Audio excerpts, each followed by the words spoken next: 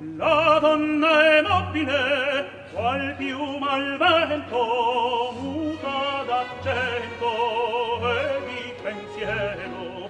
Sempre un amabile, leggiadro viso, in pianto in riso e menzognero. La donna è mobile, qual piuma al vento, muta d'accento e di pensiero. E di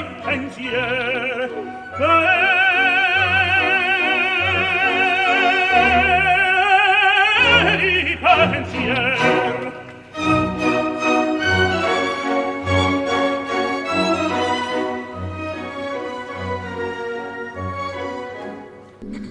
Welcome to the Whatever Dating Talk podcast, coming to you live from Isla Vista, Santa Barbara County, California. Every Tuesday and Thursday at 7 p.m. Pacific. I'm your host, Brian Atlas. I'm joined sort of by my co-host, Kiki. She's like kind of back there somewhere. A few quick announcements before the show begins. This channel is viewer supported, so please consider sending a super chat. Throughout the show, I will read super chats $10 and up. All super chats will be displayed in stream overlay. We've got channel memberships, Patreon, merch. All links are in the description. To become a channel member, you can hit that join button down below. We have 6 different tiers of support. Got a ton of various perks. Shout out during the show at any tier. Stand out in chat, custom emojis, exclusive videos, pre-submit a show topic or video, discounted merch. You can call in, channel feature, and a care package. We are also streaming to Twitch right now. Twitch.tv/whatever. These are all the people that have recently followed us. You can drop us a follow. And if you have Amazon Prime, you can sub to us totally free with a Prime sub every single month. Lastly, if you want to be on the show or help with the show, DM @whatever on Instagram. We need help with timestamps, and we're maybe needing help with someone to do some video editing, cutting up clips and stuff. Anyways, without further ado, we're going to have the guests introduce themselves. So please tell us your name, age, occupation, and/or school major. My name is Hensley. I'm 22. I am a stripper, and I'm majoring in psychology with a minor in philosophy and drug and alcohol counseling. My name is Kelly. I'm 18, turning 19 in a week, and I am a student majoring in psychology. My name is Kanaya. I'm 19. I'm a student, and I'm majoring in biopsychology. At UCSB? Yes. Okay. My name's Anna Eve. I'm 21. I go to UCSB. I'm a bio major, 4th year. I'm currently a pharmacy tech. Do you want to go to pharmacy school afterwards, or? No, I want to be a doctor. Doctor? Okay. Yeah. Me too. All right, we got 2 sort of kind of at some point maybe we'll be doctors in the house. Okay, go ahead. Hi, I'm Aja. I'm 21. I go to CSUN, and I'm a criminal justice major, and I work at Home Goods. Hi, my name is Carla, and I am 22, and I'm also a student at UCSB. My major is architecture and environment. Hi, my name is Dominique. I am 19 years old. I'm a environmental studies major at UCSB. What's up, guys? My name's Michael. I am clearly from the Game of Thrones. Joffrey Baratheon. That's right. And I'm a crypto trader. I also have a crypto business, and my website's cryptocurrency.consulting. Hensley, why did you chuckle at the crypto? Yeah, what's up with that? We got Did Michael you hear that? Chilston. Yeah. What was up with that chuckle? No, I just think we had a wonderful array of ladies going and doing their own individual studies, and then, of course, the guy, crypto. All right, bud. We got some super chats from Michael Chilston today. Did we? No, we got 99 cents so far. Oh, okay. 99 cents, but a Trilstein ain't one. Okay, that was. Hold on a minute. Okay, we do have a new member, by the way. 5XDM finally with the membership. Thank you, man. Really appreciate the support. Good to see you in chat. Thank you for becoming a member. And just a reminder, all super chats will be read all super chats $10 and up will be read, answered. You can ask me a question. You can ask the girls a question. Ask the panel a question. All right, so going around the table once more. current relationship status, longest relationship, and are you on any dating apps? And that includes seeking arrangements. Still single, and longest relationship was 10 months, and I'm on Hinge. I'm single, never been in a real relationship, situationships, yes, and I am not on any dating apps. Wait, hold on. So remind me, you're 19? I'm turning 19 next week. Okay, but never had a relationship. Yes. What's the longest anything you've had? 6 months, 7? Are you cold? Yes. Wait, all right, let's help her out a little bit. Eric, can you halfway close one of the doors? So your longest thing was 6 months. Yes. Was it on again, off again? Kinda-ish? Okay. And no dating apps? No. Ever? Yes, never. Okay, wow. Go ahead. I'm currently single, and also never been in a relationship. And then dating apps, Bumble, and I did Tinder for a minute, but that kind of sucked. And yeah. You've never been in a relationship? No. Okay. Age again? 19. 19? I mean, that's... Right. Makes sense. And then there's COVID and... Yeah. I'm single. My longest relationship was 2.5 years, and I'm not in any dating apps. How recently did that relationship end? Back in December, January. Okay, so almost a year ago. Yeah. Okay. I'm single. What? What's that? What's that mean? Like single.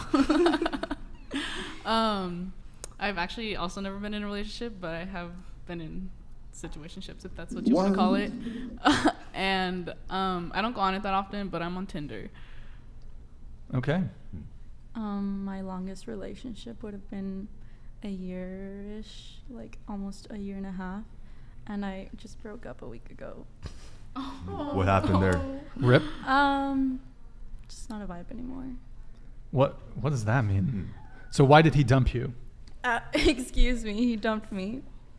Right? That's what happened? No. Just like towards the end, we're just not into it anymore, and we decided to be like an open relationship. And then I started to see other guys, and I'm like, you know what? It's not even worth it to be in a relationship. So then I just broke it off. Who initiated the conversation about it being an open relationship? Was it him or you, or mutual? It was, well, I like brought it up, and then he was like, yeah, I've been thinking about it too. And I'm like, all right, that sounds good. And then it went on for like a week, 2 weeks. Yeah, like 2 weeks. And then we're like, okay, let's just, and then I was like, I'm not feeling this anymore. And yeah. So you brought up the open relationship thing? Yes. So did you have your eye on another guy then? Yes. Aha. See that's always what happens too. Yeah. If it's an open relationship, I mean, you must have been thinking that far before you even started that. You were thinking. I feel like that's most of the case for a lot of open relationship, like when they bring it up, unless you're like just naturally like at the beginning of the relationship, you're like, hey, let's do open. But if it's like brought up when you're already in a relationship, I feel like it's because there's already somebody else you're like looking for. Yeah. So whatever happened with the guy that you left him for? I'm talking to him right now. Oh, okay. Did he have another girl ready to go? I don't know. So wait, was this open relationship thing, that was mostly you on your end? I'm pretty sure it was also on his end, but I never like wanted to find out like who he was seeing. Wait, okay, hold on, wait. Let's rewind a little bit. You were in a monogamous relationship. Yes. And you wanted to open it up because you had your eye on another guy, correct? Yes. Okay, so you were cheating. No. I mean, no, I never did anything. But you already had another guy lined up. Yeah, but I didn't do anything. You didn't. I mean, well, you were talking with him. No, like I had not. I was just like, oh, like, you know. And then I was like, when I noticed that I was starting to like catch interest in somebody else, then I was like, all right, you know, what about an open relationship? And then once that was agreed on, then I started talking to the other guy. That's cheating. No, it's That's not. cheating, dude. No, it's not. Yeah, you're already entertaining the option. No. All right, RIP in the chat for the dude. Okay, go ahead. Okay, I'm in a relationship, and my longest relationship was a year, but that's like a completely different one. Okay, right on. Yeah, I'm in a relationship. I've been in one for 3 years. It's the longest one. I've never used a dating app. I don't think I ever will. I'd much prefer to meet women in real life than a dating app. Rock and roll. By the way, everyone's Instagram is in the description, so show them some love, guys. Give them a follow. So, okay, a lot of you said you were single. Single. So what does that mean? Like, are you currently seeing anybody, but you just aren't official? Well, like, what's the situation for those of you who are single? I mean, I really have no interest in going into a relationship. I've found in this like past year, I've found how to be really happy with myself. And so I love going on dates. And a lot of times, like, I'll be very clear with my communication in the beginning, like, yeah, I'm not interested in a relationship. And then the guys will be like, yeah, me either. And then at the end, I see them get these little hard eyes. And I'm like, hey, I'm going to remind you, I'm not interested in pursuing this romantically. And they're like, well, what the fuck? I thought you were cool. And I'm like, yeah, I can be cool and not want to be in a relationship with you. So I've been going on lots of dates, which is kind of breaking a lot of people's hearts. But I really enjoy being single. I think relationships affect your emotions a lot. And I'm at a place where I'm really comfortable with myself, with being alone, and I just don't have any interest in getting involved with anyone. Do you feel like later you want to be in a long-term relationship or marriage? Maybe in my 30s. In your 30s? Mm-hmm. Wait, do you want kids or no? Not at the moment. I'm not going to put any limitations on myself because obviously I'm still very young. Currently, I kind of hate children, so, but everything changes. I'll grow up. Word. I'm kind of the same. I am talking to someone, but I'm not really sure where that's going. What do you mean by talking to somebody? A situationship. Is this your ongoing situationship? Yes. And are you currently but are you exclusive with him kind of? Or are you kind of dating? I have no clue. Well, is it closed on your end or open on your end? Opened. And on his end too, I imagine. Yes. Okay. So do you want it to proceed or what's the deal? 'Cause how long have you been seeing him? 7 months. Oh, wow. Can we get her a hand warmer or something, guys? She's so cold. Let's see. Okay, 7 months. Yes. That's a while. I mean, 7 months and Yeah. you're still not really sure? Well, that is a situationship for sure. Yeah. He's in the military and he got deployed for a couple months, so that's kind of. Where's like his home? Santa Barbara? Santa Maria. Santa Maria? Are you from Santa Maria? No. Oh, okay. Air Force? Yes. Yeah, okay.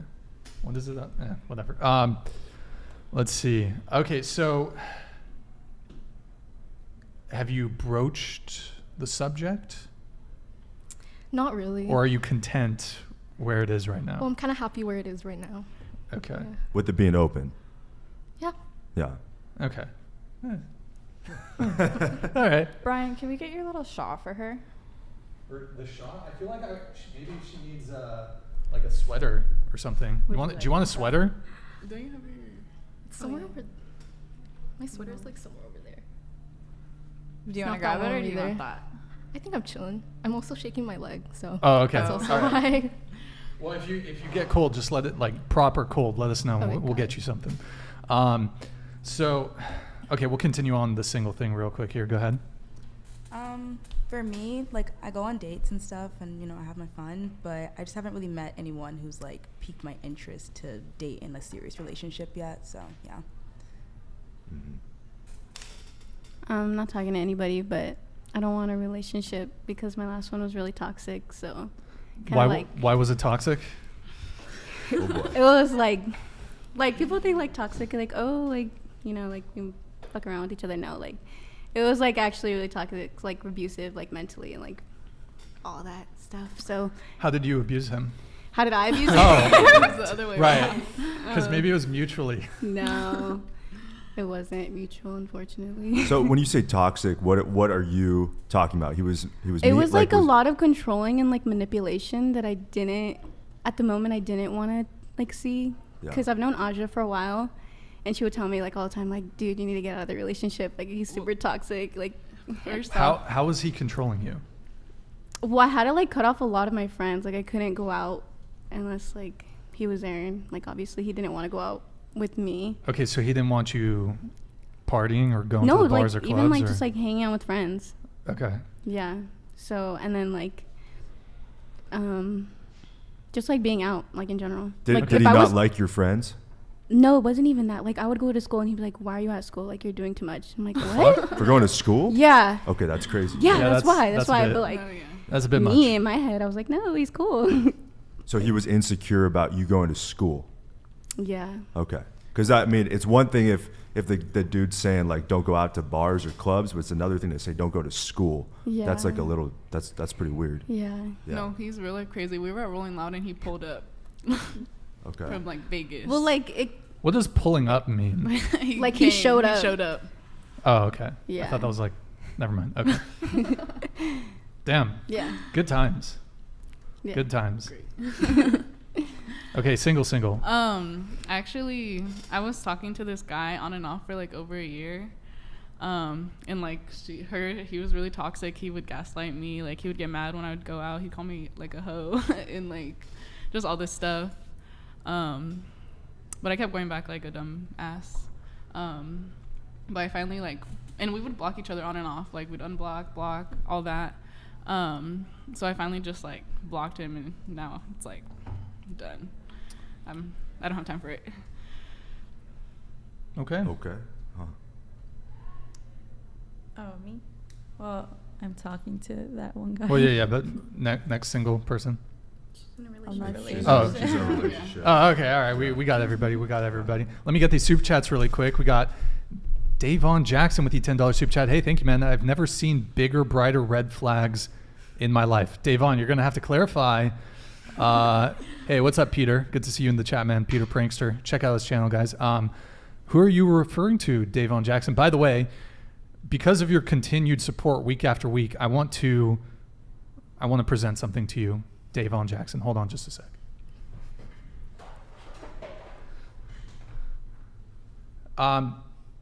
This is a BBC, the big black clock.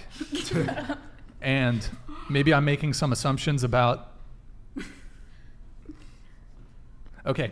Anyways, if you ever come on the show, you're welcome to... This is for you. Because I don't think Mike Davis is going to claim it. Mike Davis, are you in the chat? Okay. Then... Oops, sorry for the noise, guys. And then we have Maximilian with a Canadian $20. Thank you, man. Studies show that drinking pickle juice before you kiss increases serotonin levels by over 9,000%. It's over 9,000! Hey, Maximilian, good to see you in the chat, man. By the way, guys, Maximilian, he's got sick channel, awesome channel. He does these like kind of funny omegle. Did I say that right? Omegle? How do you say that? Omegle. Omegle? Jesus, I butchered that. I don't know if you guys have seen any of the Kermit videos. I wish I had... Actually, Maximilian, we're going to react to one of those at some point during a live stream. So if you want to like tune in during one of our next shows, I'll like have the video ready to go. We have to preload all the videos, unfortunately, just because our OBS is scuffed. But guys, check out his channel. It's really funny. He does these like funny little trolling videos with Kermit, and he does a bunch of other stuff too. So can we get some cucumber emojis in the chat for our boy Maximilian? Wait, Maximilian, is it a cucumber or a zucchini? Okay, cucumbers in the chat for our boy Maximilian. Thank you, man. Much appreciated. Let's also get you on the show at some point. And Davon Jackson with the $10 super chat. Thank you for the clarification, man. To clarify all of them, these women learn psychology buzzwords and just apply them with no substance. Okay, I need to see more cucumbers in the chat, by the way, guys. Wait, it's zucchini. Sorry, guys. Let's fix it. Let's get some zucchinis in the chat for our boy Maximilian. Thank you, guys. And Davon, thank you for the $10 super chat. Really appreciate the support, man. Much appreciated. We also have Peter Prankster in the chat. Oh, I already mentioned that. Sweet, sweet. Do we have Trillstein in the chat? Trillstein, are you here? I know you did one super chat. Sorry we started a bit late, man. Okay, moving on to our next question. So, Instagram is sort of a dating app to some degree. Some of you said you don't have any dating apps, but I think all of you have Instagram. How many DMs would you say that you guys get per week from guys that are kind of trying to hit you up? Hensley? Also, any blue check marks? Blue verified check marks, by the way. Like a blue check mark every couple weeks, but it's not like the blue check marks with millions. It's like 60K or something like that. As far as DMs go, maybe like a dozen a week or something. Mm-hmm. And are these from guys that come to your club or just randoms? No, just randoms. And it's not even very like, they're not much considered because they are just by like randoms who will have like private accounts and no posts or stuff like that. It's not even people you're like, oh, they could be cute. Are they typically from Santa Barbara? I don't know. So like all over. Yeah, some of them don't have my location or their location on it, and I don't know. So do you respond to most of them? No. Wait, can you move that cup so people can see your bloodied Which ones dress? do you There we respond to? The ones that are cute, but I don't get DMs from like just random cute people hitting me up, honestly, a lot. So like who are they usually? The ones The DMing people that me? that hit you up. Just I don't know, just totally random. Yeah, just kind of random guys that probably hit up everyone. Like there'll be like kind of a chain they go through. Like then they'll go to the people like you've tagged photos in, and they'll hit up your friends as well with like the same message kind of thing. They're just like people who DM people. How often do you actually respond to them? I don't. Never. No. So you never will respond to random DMs? Well, I feel like girls, we get enough where we're really good at sorting out DMs. So like it's kind of like on Tinder, like you can filter them out pretty quickly. So it's like if they have a very abstract like photo, or if it's like a picture of a sunset kind of thing, it's probably more of a spam account, or like someone's like just random account that they use to hit up girls, or if they've got like lots of numbers in their username, or like they're following like 1,000 people but only have like 100 followers. Like there's little things that give them away that this isn't really a person who's like, I don't want to say on your level, but necessarily like, I don't know, what would y'all say? Worth it. About? Worth it. That's a good one. Word? I rarely get hit up like through Instagram. It's more of Snapchat, never any blue check marks. Yeah. Never gotten a blue check mark on Instagram. Okay. For me, maybe I get around like 5 a week. I've gotten a couple blue check marks here and there. A couple blue check marks. Yeah. Athletes. You don't have to say their name, but like No, what of course not. rappers? What? Give us a sense of who they are. Sometimes like producers or like musicians or like athletes, mostly. Yeah. NFL. A couple. A couple NFL guys. Like newly. Oh, new NFL guys. Yeah. Okay. NBA. No. What do you say to them? Usually nothing, because it's like probably not gonna happen, or it's like not like gonna happen in like I can't go there, like I'm not gonna do whatever. So yeah, I just don't always respond. Have they offered to fly you out? No, it's never gotten that far. Okay. Has anybody here at the table been offered to flown out, flied out? Anybody? Okay, moving on. Go ahead.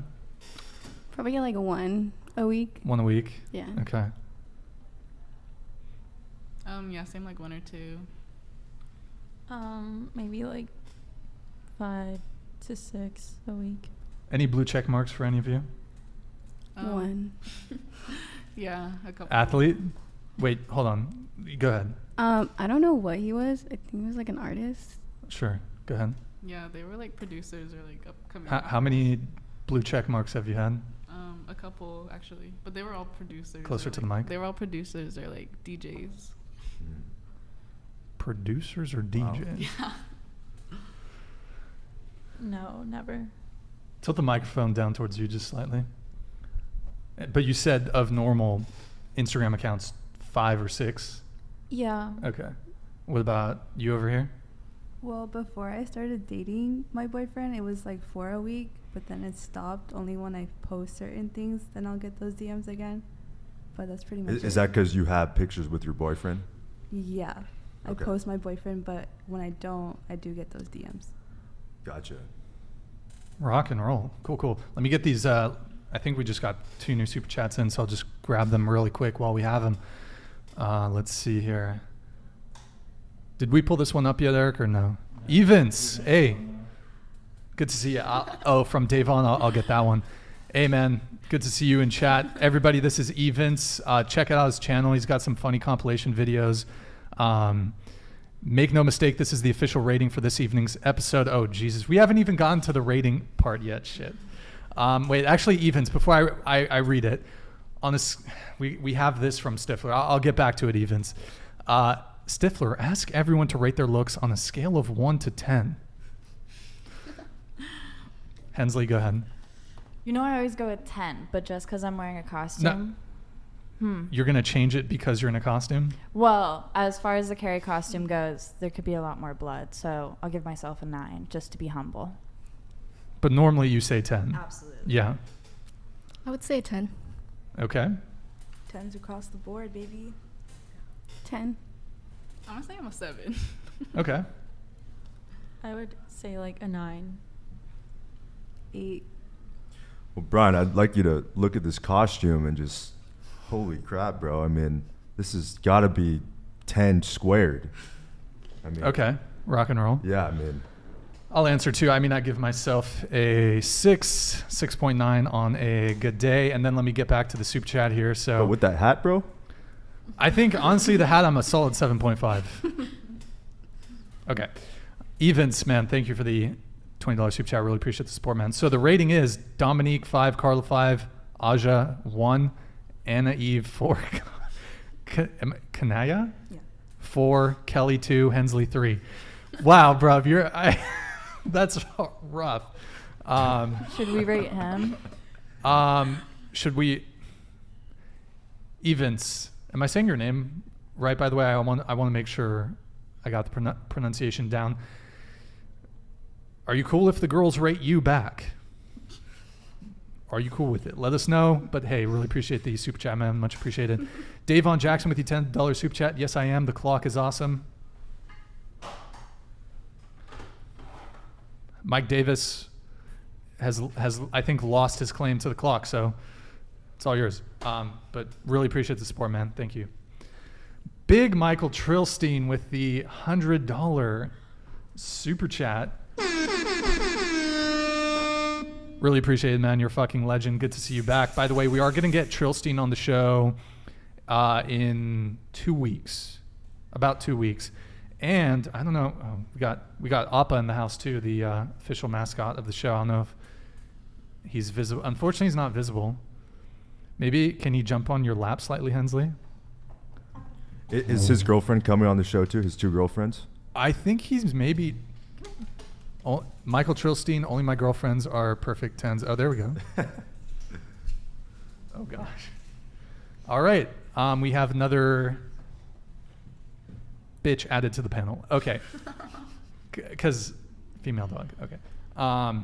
Corny joke. But hey, Michael Trillstein, thank you once again. Thank you for the big $100 super chat. Really appreciate the support, man. You're a fucking legend. And yeah, looking forward to having you guys on the show. Everyone, check out his. Have you been? You're posting kind of to your channel, right, Michael? Anyways. Wait. Updated my profile pic for a face reveal. Davon Jackson, we still have the Chargers thing here. It might take a while for it to be updated, but yeah, we can get to it. Sorry, yeah, I guess StreamYard's not showing it. Red Misfit with the $10 super chat. Hey Brian, can you ask all the girls what is their sexual orientation? I'm very curious. Straight, bisexual, or gay? Yeah, we can do that. Hensley, why don't we start with you?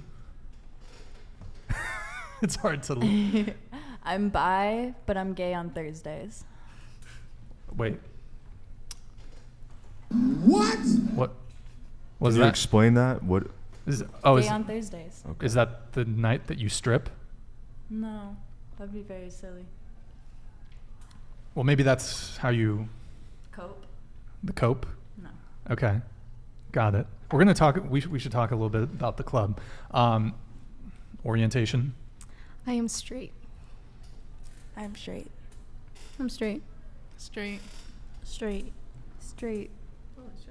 Straight. I have a question for you though. What's your preference? Good question. Men, except for Thursdays. Okay. What? I think it's just because that's today, huh? Yeah, that today is Thursday, Yeah. so... Yeah. Okay. And I'm straight. Michael, would you be gay for pay? No way. Like, hold on. What if they had enough cryptos? Hold on. No. Let me qualify the statement a bit. Yeah. $1 billion. No. You wouldn't No. be gay for $1 billion. No. Well, first of all, that goes into a whole other discussion about money, and $1 billion. Like the whole purpose is to work towards it anyway. So being gay for one day just to get $1 billion, like I don't care about winning the lottery. You know what I mean? I wouldn't want to win the lottery. Okay. What about you though? Bruh, $1 billion. It depends what. Like if it's a one-time thing, bro, you're set for life on $1 billion. Anyways, moving on. Let me get the rest of these super chats here. Michael Trillstein, only my girlfriends are perfect 10s. Oh yeah, we gotta go back to the 10 thing. Okay. Was in the checkout line at the grocery store and noticed the girl in front of me couldn't afford her groceries, so like the good man I am, I helped her put them all back. God is good. Alex Mack, thank you for the $10 super chat.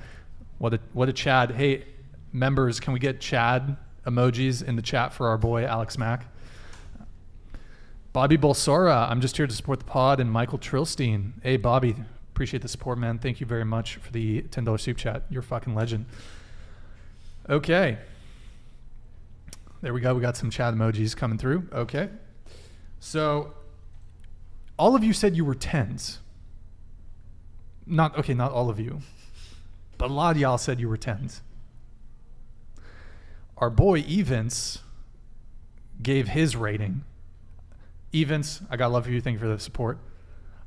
I disagree with you slightly on the rating, but now that he's given you his rating, do any of you want to revise your rating at all, or sticking to how you previously rated yourself?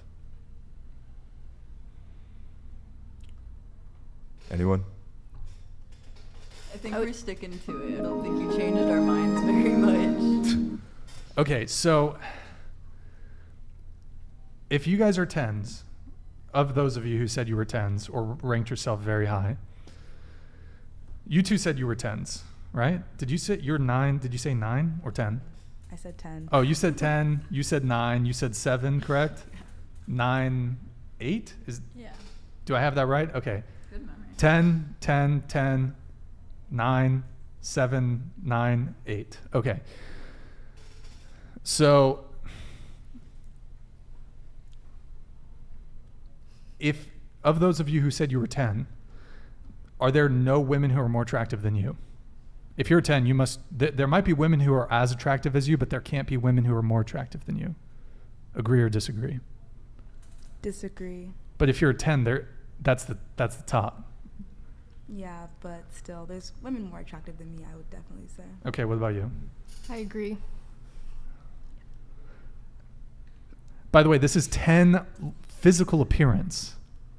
Yeah. Because I guess some people might say total package, right? But still, physical appearance, still 10. Hensley? We're top tier in our own way. Everyone's got different flavors, but we're definitely 10s for ourselves, and that's what really fucking counts. Don't you think it's a bit of hubris, though? Define it. Define hubris? Yes. Excessive pride? No. What about to other people though? Like taking away what you think about yourself, what about what other people think? Why does that matter necessarily? Well, like what if that's the question though? The question is objectively. Yeah. I still think it doesn't matter. It's whatever we consider ourselves. Because if you walk around with the confidence of a 10, you're going to portray yourself a lot more confidently as a 10 and be closer to it. And I also think with 10, there can be a lot of room for progress as well. I think I've said this before on the podcast, but part of being a 10 is open to growth and continuing to grow and just get prettier in our mentally and physically as we get older. But what about besides confidence? Because maybe let's just talk about guys, what they're looking for. If they're just purely looking guys for, are dumb. It doesn't matter. but if they're just looking specifically, hold on. yeah, and hold that thought. But wait, just if guys are specifically looking for, their flavor? yeah, for looks, why They'll does the look confidence? for their flavor of a 10, but that doesn't mean we're any less Right. of a 10. Well, it does to them. Okay, it's all subjective. That's why you can't answer that question objectively. Okay, but you can have some more realistic approaches too. I think I'm being very realistic. I don't think you are. It's subjective. Because That's what I just I don't. said. I think that it's important that women realize that if they believe that they're all 10s and then they're going to look for a guy who's a 10, that those guys aren't going to Our want number them. isn't based off men, though. That's what I'm also trying to say. That's fine, but at the same time, if you want to find a dude that you're into, you know, if he's a 10 and you're like actually like a 3. We actually normally, I don't think, put numbers on men as much. We just look You for do. someone. You do. You do. So who are all these guys asking us to rate ourselves? Is this women? Has Are you ever a in- woman asked the men? Well, to rate them? I wouldn't ask like someone to rate themselves, but just that's the question here. Like in this case, So what are you asking me now? I'm not really asking you anything, but what I'm saying is that if women, not you specifically, but women have an unrealistic idea of how they look and they're inflated, like they think that they're all 10s, and then they're going to look for guys who are 10s and who are very confident and have all those The good universe traits. will humble them. It humbles us all. I do have, if anybody wants to potentially play a little game, I have some Neutrogena makeup remover. If that adjusts anybody's ratings potentially. Jeez, tough crowd tonight, eh? Tough crowd. Okay, so okay, my next question is then, so of those of you who rated yourself a 10, just maybe we can like try to get to the bottom of this. So is there maybe a celebrity that you can think of that you think is a 10 that you would, or just a guy that maybe who's famous that we can look up right now, who you think is your looks equivalent? Do you know a guy that we could look up who's you'd consider your looks equivalent? A guy? Yeah. Brad Pitt, Johnny Depp when he was young. Get back to me on that question. Let me think. What about you? Is there a guy who you were like, not your doppelganger, but who would be your looks match or your looks equivalent? I'm gonna be honest. Michael B. Jordan. Ooh. Okay. What do you rate Interesting him? one. I personally am not that attracted to Michael B. Jordan, so I would say he's like a 8. He's an 8 9 in my book. in your book. But Who's a in my 10 in your book for a guy? It's putting me on the spot.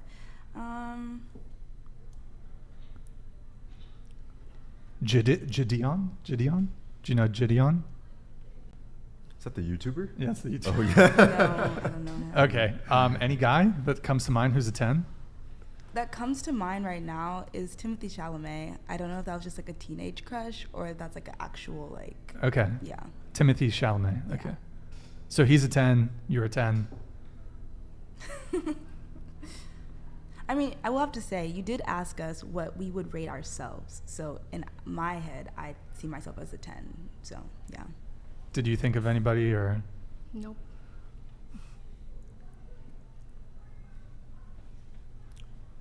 Okay. So, go ahead, Michael. No, Go I ahead. was just gonna say for you to go next. Yeah. For me to Yeah. someone who's a 10? Yeah. Well, she ranked herself 9. Okay, so That's who's your still equivalent? pretty- Yeah, pretty it's high. Pretty high. up. Pretty Yeah, high. yeah.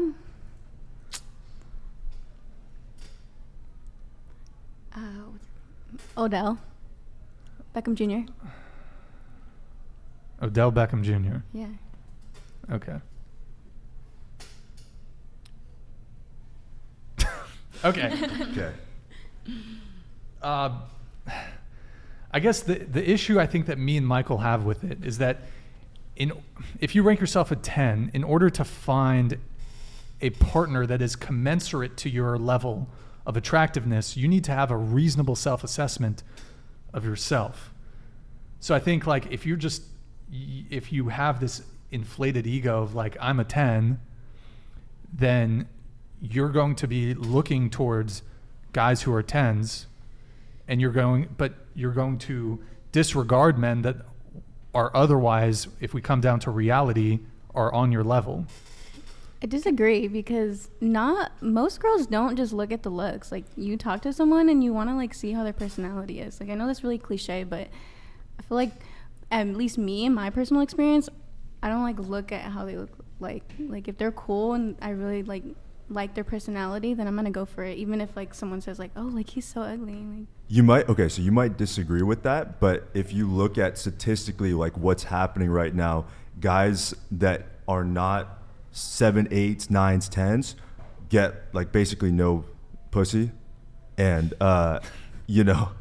so that's how girls are basically looking. It's like they really look up, and so when we have girls that are, realistically 3s, 4s, 5s, 6, all looking for 7, 8, 9, 10, that's an issue. Why?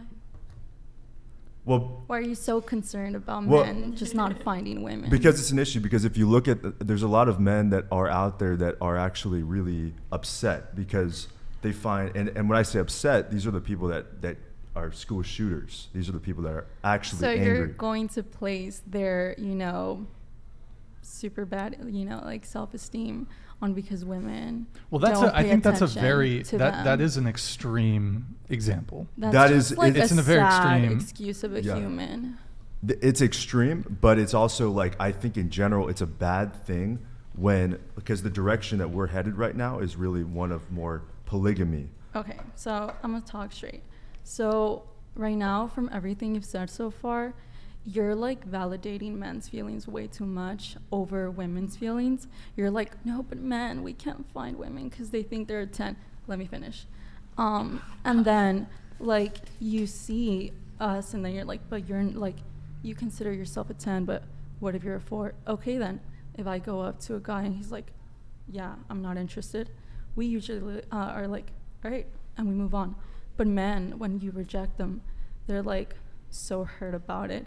Like they just can't like seem to control their emotions, and then they want to place it on us like we are somehow like they are somehow the victims. I'm not saying it's your fault, but what I'm saying is that in the current culture that we have, it's our responsibility to aim lower. I think in our current culture, lots of girls they truly believe that they deserve the best of the best. What's wrong with that? That's a problem, because what about all the other guys out there? Let me just come in really quick. If you're an average woman, you deserve an average man. If you're an average man, you deserve an average woman. No. If you're an average woman, you don't get a top tier guy. Point blank, period. And you won't. You won't get a top tier guy. That. You guys are so scared of being alone, and that's the problem. Like cope. Yeah. Like really, like cope with being single. And if you're talking about guys, I'm talking about guys. Like if they want to, like go up in the scale, then be better. Why aren't you telling them, be better, focus on your appearance? We do. But they're not doing it. That's true. That is true. There's some truth there. Like that guys have work to do. Club,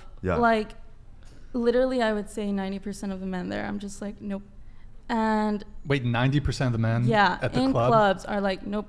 And then maybe, let's say one of them comes up and he's like, all right, like, let's dance.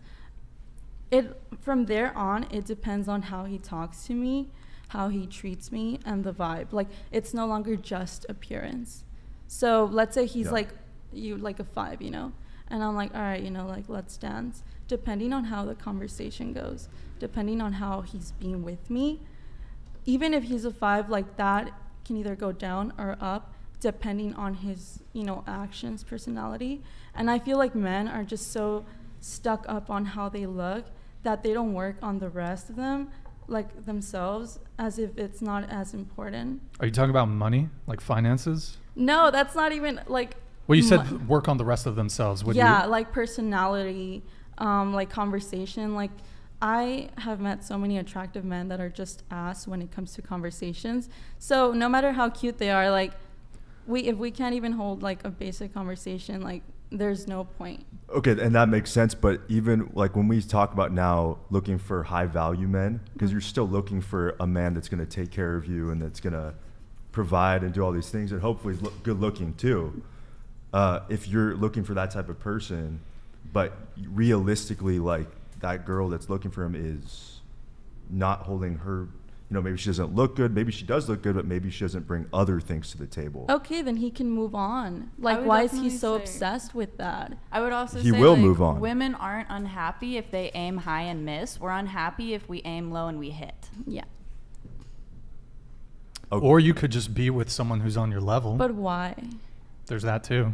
Like, Like, why why are you is guys that so obsessed with being like, oh, I'm average. Why don't you pay attention Well, to me? because this is what's leading to unhappy women later on in life. Like, no, where are yeah, you it getting is. these stats from? Well, Women I'm sorry, yeah. you're showing enjoy us how being we're- single. Yeah, it like, is. women are very happy being single. Like, why do you think they're You're, not you're getting actually into very relationships? unhappy being single. You might be happy like right he's now telling us when our you're. emotions You right might be now. happy Are you right an now. incel? No, you might be happy right Oh now my when you're in your gosh, prime. When you're in your Okay. prime, you might be happy, But but then- later on in life, you're gonna want to have a companion. You're gonna want to Okay, have someone. How that do you're- you know that? Actually, a lot of Because women are getting I'm- older, staying Yeah. single, and Well, just getting fucking they've hobbies over done men. the demographic of people that are on the most antidepressants are women in their like 40s to 50s or something like that. Chase, are you in the chat? Can you get us the exact? But that's also stat? because of like just society that like when you see a woman in her like 30s, 40s, all of a sudden you're like shaming her for not being in a relationship, not having a husband, not having kids. So that adds to like their stress and their We're not emotions. shaming them. We're not shaming them at all. Sir, No, we're not shaming them. This is them saying, and you can start to see this now. You can see them because more women are coming out about this, about how unhappy they are, that they did certain things when they were younger. They're also a different generation than us. yeah. They are, but do you really think when you're alone and you're in your 40s, like that's where you want to be at? Sure. Yeah. You sure about that? Yeah. You don't want to, people, yeah. because like a We lot. can be happy by But ourselves. this is what concerns me about this modern day culture, because I truly believe that you guys believe that, but I don't think that's the right thing. That you have this belief, you can have it and it won't upset me. That's the thing. It shouldn't. And it doesn't, but it genuinely does concern me that so many young women have this belief. But why are you so concerned? Yeah, That's I mean, my thanks question. for your concern, but we don't Yeah. care. Well, I mean, Because one concern that he might have, and that I think a lot of people have, broadly speaking, for society as a whole, is the destruction of the nuclear family. So society functions best when there's two-parent household, nuclear family, people aren't getting divorced. That's how society functions best. I think it functions best when you have adults who are able to, again, capable of managing their emotions. And we are living through a mental health revolution. And a lot of people are realizing that the unhappy divorce dynamic is leading to half the fucked up children.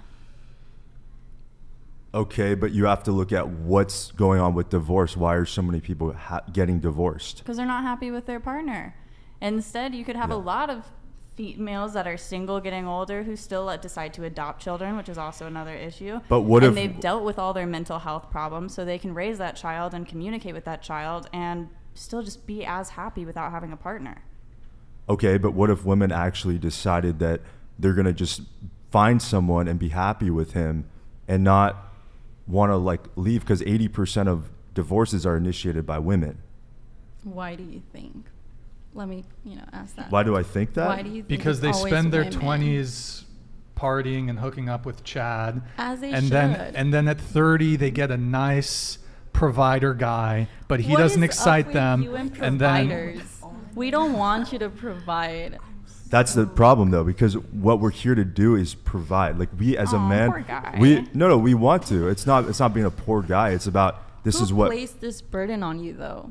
Men. It's not a like burden. This It's mentality that you have. this to isn't a burden. provide. This is who we are. This is what we feel. Many of us feel that No, we're here to look, do. If you didn't bring that provider mentality to the table and worked on your feelings, worked on your mentality, worked on your actions, trust me, women would not be bringing up divorce just because you're a provider. You're not going to respect a man. You're not going to respect a man that doesn't respect you at all if you're talking You're not going to me respect in a man such that a you way. boss around. You're not going to respect a man that you boss around. You tell him what to do and all this stuff. And if you're providing for him, you're never going to have respect for him. But So you're saying shouldn't men be a don't respect hierarchy. women then? Because we don't Yeah, provide it's much anything? different. We respect women in a much different way than the way that women respect men. Well, I think we're coming to an age where we want to be respected in the same way, and I don't think we're wrong for having that opinion.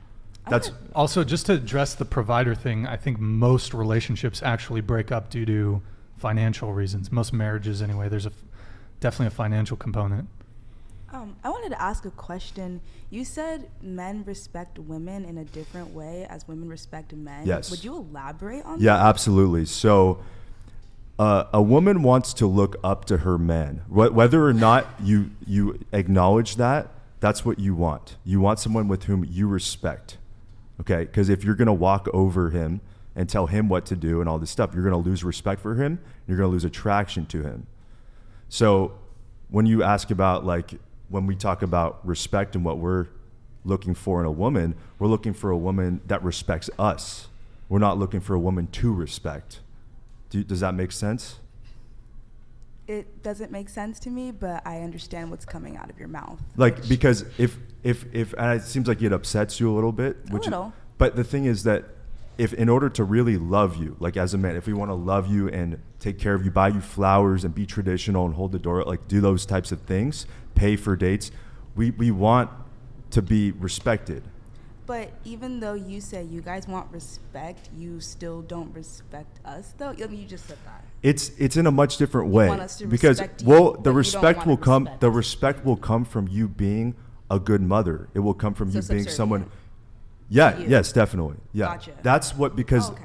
what truly is valued for most men is a woman that is submissiveness. yeah submissiveness Right, so like a submissiveness slave, and being basically. feminine. Being submissive is not slavery. I mean, kind of the way Yeah. you're saying it is like be a mother, you know, Yes. cook for me, like Yes. do whatever I say, kind of don't. Well, that's what's boss me, but that's talk what's over me, valued like- exactly, and that's what's really So valued. silence is valued from women. Not is what you're silence. saying. No, Yeah, that's what not- You kind of just said that. I didn't say silence. I said you don't want us to talk over you, and you said exactly. So did you? Well, want no, to- I don't want to be talked over, but that I'm not saying to be silent. I'm just saying that if you want a partner who's really going to love you, if you show him respect, that's where you're going to get that sort of dynamic, the feminine and the masculine go. I mean, they're perfect. They fit very well together. When there's this sort of competitiveness in a relationship, that becomes very difficult, and a man is not going to have any respect for that, for a woman who doesn't show him that he is the man, that he can lead the way. Interesting perspective. I would definitely disagree. I find it very attractive when we're on the same level and both pushing each other to be better. I That agree. competitiveness. But I agree. see, it's you're the positivity of capitalism. We just keep Wait. growing and growing. Yeah. I thought you were communist. Some days, Thursdays. Oh my God. I mean, you said be on an equal level, right? Okay, first date. Who should pay on the first date? Split it. Whoever wants to pay. Whoever who cares? asks, yeah. Whoever asks. Oh, whoever okay. asks, So that's a good one too. okay. Whoever asks we'll go around the table really quick. Who should pay on the first date? Split it. I say whoever asks or split it. Depends on like the situation. I like to pay for myself, so split it. Okay. I think that the girl should at least offer if the guy asks, but probably split it if anything. You see, I've never gone on a date when that question is brought up. You've never gone on a date? Where that question has been brought up. Like, has the man always paid? Yeah. Okay. It's never been Right. discussion. Right. You've never offered to pay on the date? It doesn't even get to that point. Like by the time, What- we're like clearing up, it's already been done. How many dates have you been on? Quite a few. And it's never occurred to you to offer to pay for the food you just no, ate? because if you're gonna invite me on a date, I'm not gonna bring up, or should I pay? Like, no, you wanted me to come here. All right. But what about even when you're out? You've been in a relationship, right? Yeah. Even in a relationship, he still No, pays? in a relationship, it's like definitely like a conversation. Okay. It's just like, but the guys I usually date, they are the ones who like bring it up that they don't want me to pay for things. Do you like that? I don't mind it, but it's not something You that don't mind if it, you were or- to tell me like, hey, like, can you get this? And I'm like, yeah. But I feel like none of you are admitting to the fact that you like when men pay for dates. I don't. None of think you like about that when it. men It's pay. just a societal influence again. But so none of you like when men pay for dinner. It's like Like, honestly. it's a I mean, nice that's gesture. nice, yeah. Like I don't like if they yeah. throw it in my face But right after. exactly, yeah. Yeah, like if they're using it as some form of I'm the masculine person. Like if you Yeah. want to do it out of something nice because you invited me out, that's great. But if you want to do it and then be like, well, I paid for dinner. Well, I paid for dinner. Like I owe you something. Like no, fuck off. Well, I don't think it's not that maybe some guys are like that, but I just think that is because I think about relationships in a more traditional style. We can tell. Yeah. So I think that the man should pay for dinner. And it's not like to show off that he's the man. It's just to say like that's what a lot of us feel like that is the role like that we play. Like But we, you want to be considered as that role and seen Yes, as that role yes. and play that So role. then you Yes. So do you wanna are throw it holding in her expectations. face. it's not throwing it in her face if she's understanding, if she's like the type She of already knows what's expected of her. if she knows, yes. Yeah. Okay. Yeah. Wait, so okay, you said on all the first dates you've been on that the guy just pays. Yeah, Do you believe in equality? of course. Okay, so why don't you pay on I dates? like how this always comes up when you guys talk about equality, because for you, like, you don't realize that the society isn't equal in any way.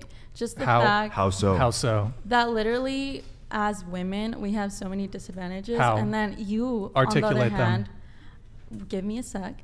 On the other hand, you guys get so hurt, so literally triggered when we're like, no. Do you think talking to Brian like that is a nice way to communicate with people? No, because of his tone to me, I'm reciprocating that same tone I don't think back. he was giving you a mean tone though.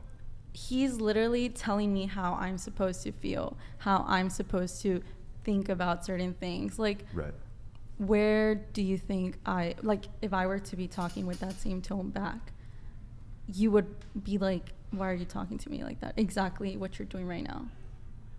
Because you're not used to being talked to as an equal by your traditional I don't talk relationship mindset. I don't talk to anyone I like wish that. I could have a conversation with your girlfriend. I want to Okay. see what are her thoughts. Yeah, are. totally. Are we But- next podcast? Yeah, like bring your girlfriend Invite on. her back. But seriously, like when you talk to people in that manner, like I think if a guy talks to another guy in that manner, that's not a good way to just present yourself overall. Like in general, would you agree that But talking guys in- don't talk to each other in that way. Well, some guys do, because for example, I do with most of my friends. Like we're not going to be talking to each other in a rude manner. You know what I mean? No, Well, but that's what let's- I mean. You let's, guys um, don't talk to each other in a rude manner, like from the get-go. Let's move beyond the tone thing. So you said that women are not treated. I want to make sure I'm getting it right. You said women are not treated fairly or equally Yes. in society. Yes. Can you articulate how so? Literally, the best example right now is healthcare and our Healthcare. rights in especially abortion No, right no, now. here's a But doozy. then, like, I'll give you one right now. When I wanted to this was like 2 years ago, I was considering just like getting my tubes tied, because I was like, I don't want children. You know, like, I just know that's not for me. I had to either get, not my mother's, I was already an adult. So mind you, I was already an adult. And the first thing that was brought up is, we need your father's consent. Mhm. And I was like, I'm not going to go. How old through were with you? that. I was 20. Yeah. Okay. Wait, do you want kids? I literally just said I was going to ask you on that note with kids. Is there like Wait. is there a reason that you don't want kids? I'm just going to finish this Okay. thought. Just one sec. Sure. So my father was brought up first, and then second is, are you in a relationship? What does your partner think? And I'm like, I wonder why that matters. And this is true. Like, if you actually, search it up, if you actually, went to it, this is so true on so many cases where if a woman wants to get her tubes tied, the partner is always brought up as if that were to matter, when it shouldn't, because it's what I want with my body. And then, so that's one great example, aside from our abortion rights being taken away. Not in California. Okay, but you're forgetting the rest of America, especially portions where they are really, Well, okay, so you said in respect to abortion, I don't really want to go down that rabbit hole, but in respect to abortion, you said that's an inequality, but the fact of the matter is men have absolutely zero reproductive rights. So in the framing of men having a benefit over women, the abortion thing is moot because men have zero reproductive rights to begin with. So we can have a conversation of what's right, what's wrong when it comes to abortion, but from the frame of an equality between the genders, I don't think abortion is really the go-to there because men have no reproductive rights. So your problem with this is that you don't get a say whether a woman wants to have an abortion or not.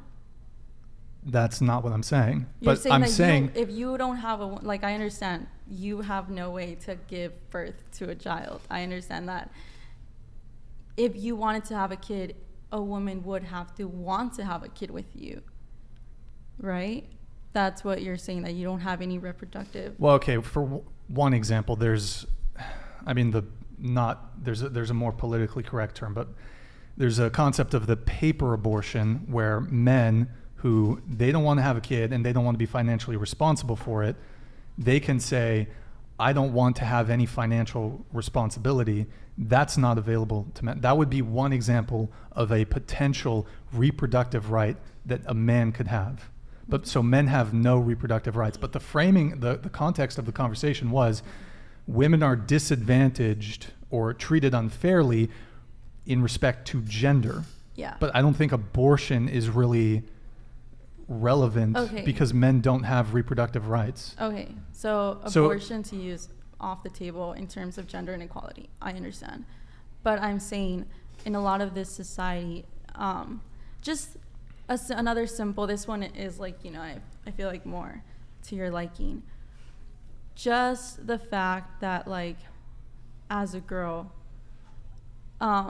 there's, first of all, there's the wage inequality that so many of you are so afraid to, go into. Debunked. But then, it doesn't but it then doesn't there's another exist. thing. You guys want the traditional nuclear family where a woman, has kids. So let's say your wife were to be you know what? I raised this kid, 3-4 years? All right, I'm ready to go back to work. Would you guys be okay with that? I think that ideally that's not what we're looking for still, because it really depends, but work is very sort of competitive to lots of men, because if they're going out and spending their time on a job and doing that, how are they actually providing value to us? We're not looking for women that are working crazy careers and doing all this stuff. Okay, so this is a simple societal. Well, but wait, I see you have a reaction right there, but I would what are your thoughts on it? That's such a wild take to hear. By the way, I just want to clarify one thing. Me and Michael have different opinions on certain things. Just want to make that clear. Damn, also, your bro doesn't even have your back. No. Hold on. Yeah, well, what are you? Well, let me also just say the term for the more politically correct term for paper abortion is legal paternal surrender. Right. So, yeah. Anyways, that's another thing. But my take. I don't think I'm gonna get married. So I don't want. Yeah. I don't want to get married. But maybe have kids, maybe. But so I kind of lean a little differently on this one. Yeah, but even in a relationship, for example, you're not really looking for, in a woman that has a high paying job or something. That's not something that matters to most of us. It doesn't make her more attractive. Right. I wouldn't. It's not in the same. It doesn't really matter to me. Really? If I'm making 7 figures, I'll date a girl that works at Chick-fil-A. I do not exactly care. But I think most women, when they become successful, they're going to want to see a guy who's at least on their level or higher. Absolutely. So does that make sense to you a little bit? If let's say this girl's making $200K a year. If she meets a guy that's making $50K a year, usually that doesn't work out too well, typically. Chase wants to come on the show, by the way. Right now? He wants to come right now. Let me. He should come. It's 8:24. Chase, what time can you get here by? Because clear a mic. Unfortunately, we. Chat. What should we do? Should we get Chase? He could share a mic. We have a chair for him. I'm not sure where we would put him though. Does he have a costume? Yeah. Do you have a costume? That's the important thing. How did we get? Do we want to continue down? No. This probably not. path? I mean, probably not.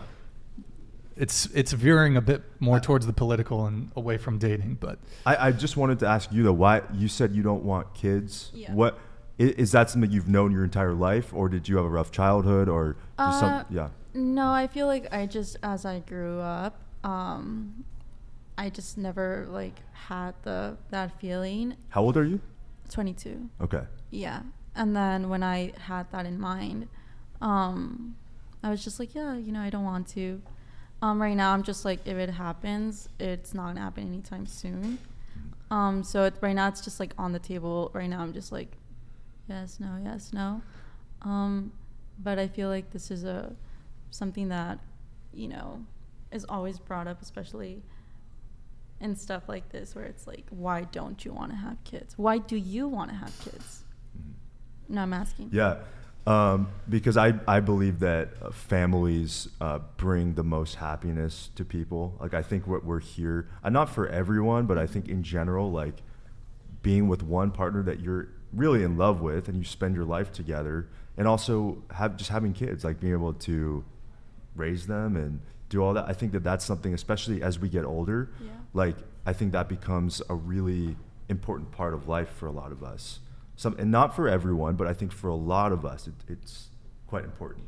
No, I think that's great. I think, a lot of people who want family and that's their goal, it should be that. Like, that's what you should want. That's what you should go for. But it becomes a concern when women who don't want that all of a sudden become attacked. Yeah, and I get that. But one thing to be sort of just understanding of is that women typically realize this when they're reaching their 30s. Mm-hmm. So a lot of girls don't realize that when they're in their teens and early 20s. Mm-hmm. But then when they reach their 30s, they feel it. They just feel this desire. You can talk to a lot of older women about that, like how that became something that's really important to them. Okay. So with that being said, it's sort of like what you do in these years is pretty important, especially if you're gonna, I think that's where I think looking ahead a little bit and just imagine where you might be when you're 10 years from now. I feel like for those women who are already in that stage where for some reason in their 30s they feel like they ran out of time, they might need therapy. I feel like that to kind of like readjust their sense of time in the first place. And if for some reason, they can't find a partner or they can't have kids anymore, like she brought up, there's the adoption. Like, why is it that they have like this need to like physically have a child when there are so many kids that need a home? Yeah, I mean, you're making a point, but I think in general, a lot of people in general feel like they want to have their own kids, right? Okay. No, yeah, I understand that, but I feel like something that's being forgotten here is the sense of responsibility. So I myself, I don't want kids, but let's say I reach my 30s and I don't have kids, I don't have a partner, I have to look at myself and be like, I'm responsible for this decision I took. I should have done this, that, but not be like, turn around to the next girl that I see passing by in her 20s and all of a sudden be like, don't be like me, you should have kids. And then this becomes an issue with men when they don't take responsibility about themselves, and all of a sudden they're like blaming women for not paying attention to them because they feel like, they have their egos. Okay, we got to move on because, we're just going in circles here. Sorry, but we got to get to some super chats. We got Events. Thank you for the $10 super chat. I was not trying to tear down the women. I was just being objective. Much love to the ladies. Okay, thank you, man. Really appreciate the support. You're a legend. We got Database Diary, DB Diary, $10 super chat. If you're 10, you can't grow, so 10 means you're perfect in every way. When you say you keep growing, you conflict the statement of being 10. When you're 10, there's no room for improvement. Hensley, any thoughts on this? I think we're human. We don't just cap out and remain there. Our entire evolution is continuing. Tilt to the mic grow. down towards you just a bit. Sorry, there's a dog in my lap. Yep.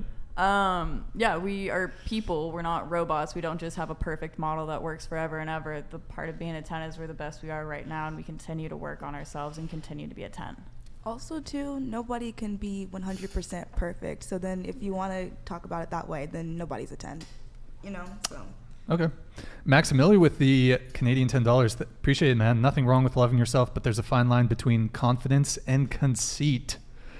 Maximilian with the smoke. Thank you for the Canadian $10, man. Toronto? Was it? I don't know. Anyways, thank you, man. Really appreciate it. Good to see you in the chat. Radiant and Dyer, I believe that's South African 35. Ruby? What is the I don't know. South African currency. Thank you, man. They definitely put numbers on men. 6 feet, 6 figures, 6 inches. She even said they have to be on her level on social. She is subjective. We must be on her fake level. Okay. Not sure who that was in response to exactly. But really appreciate the support, man. Thank you. Davon Jackson with the $10 super chat. Women have an issue with being considered average when the average girl is fairly pretty. If you call her average, she takes it like you're calling her a troll. Nothing wrong with being average. Okay. Another $10 super chat. Fucking Chad over here. Can we get some chat emojis for Davon in the chat? Okay.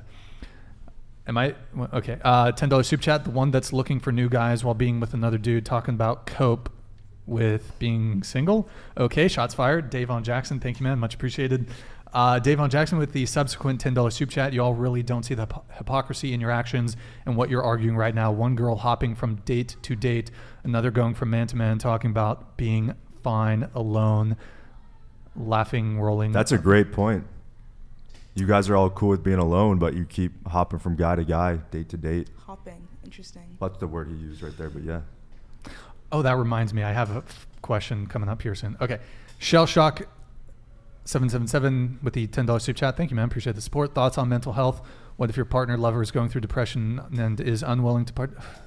How would deal with it? I don't want to go. We're pretty behind as it is. I guess what I'll ask is it really quick, guys, we're going to go around the table. Yay or nay if your partner is in therapy?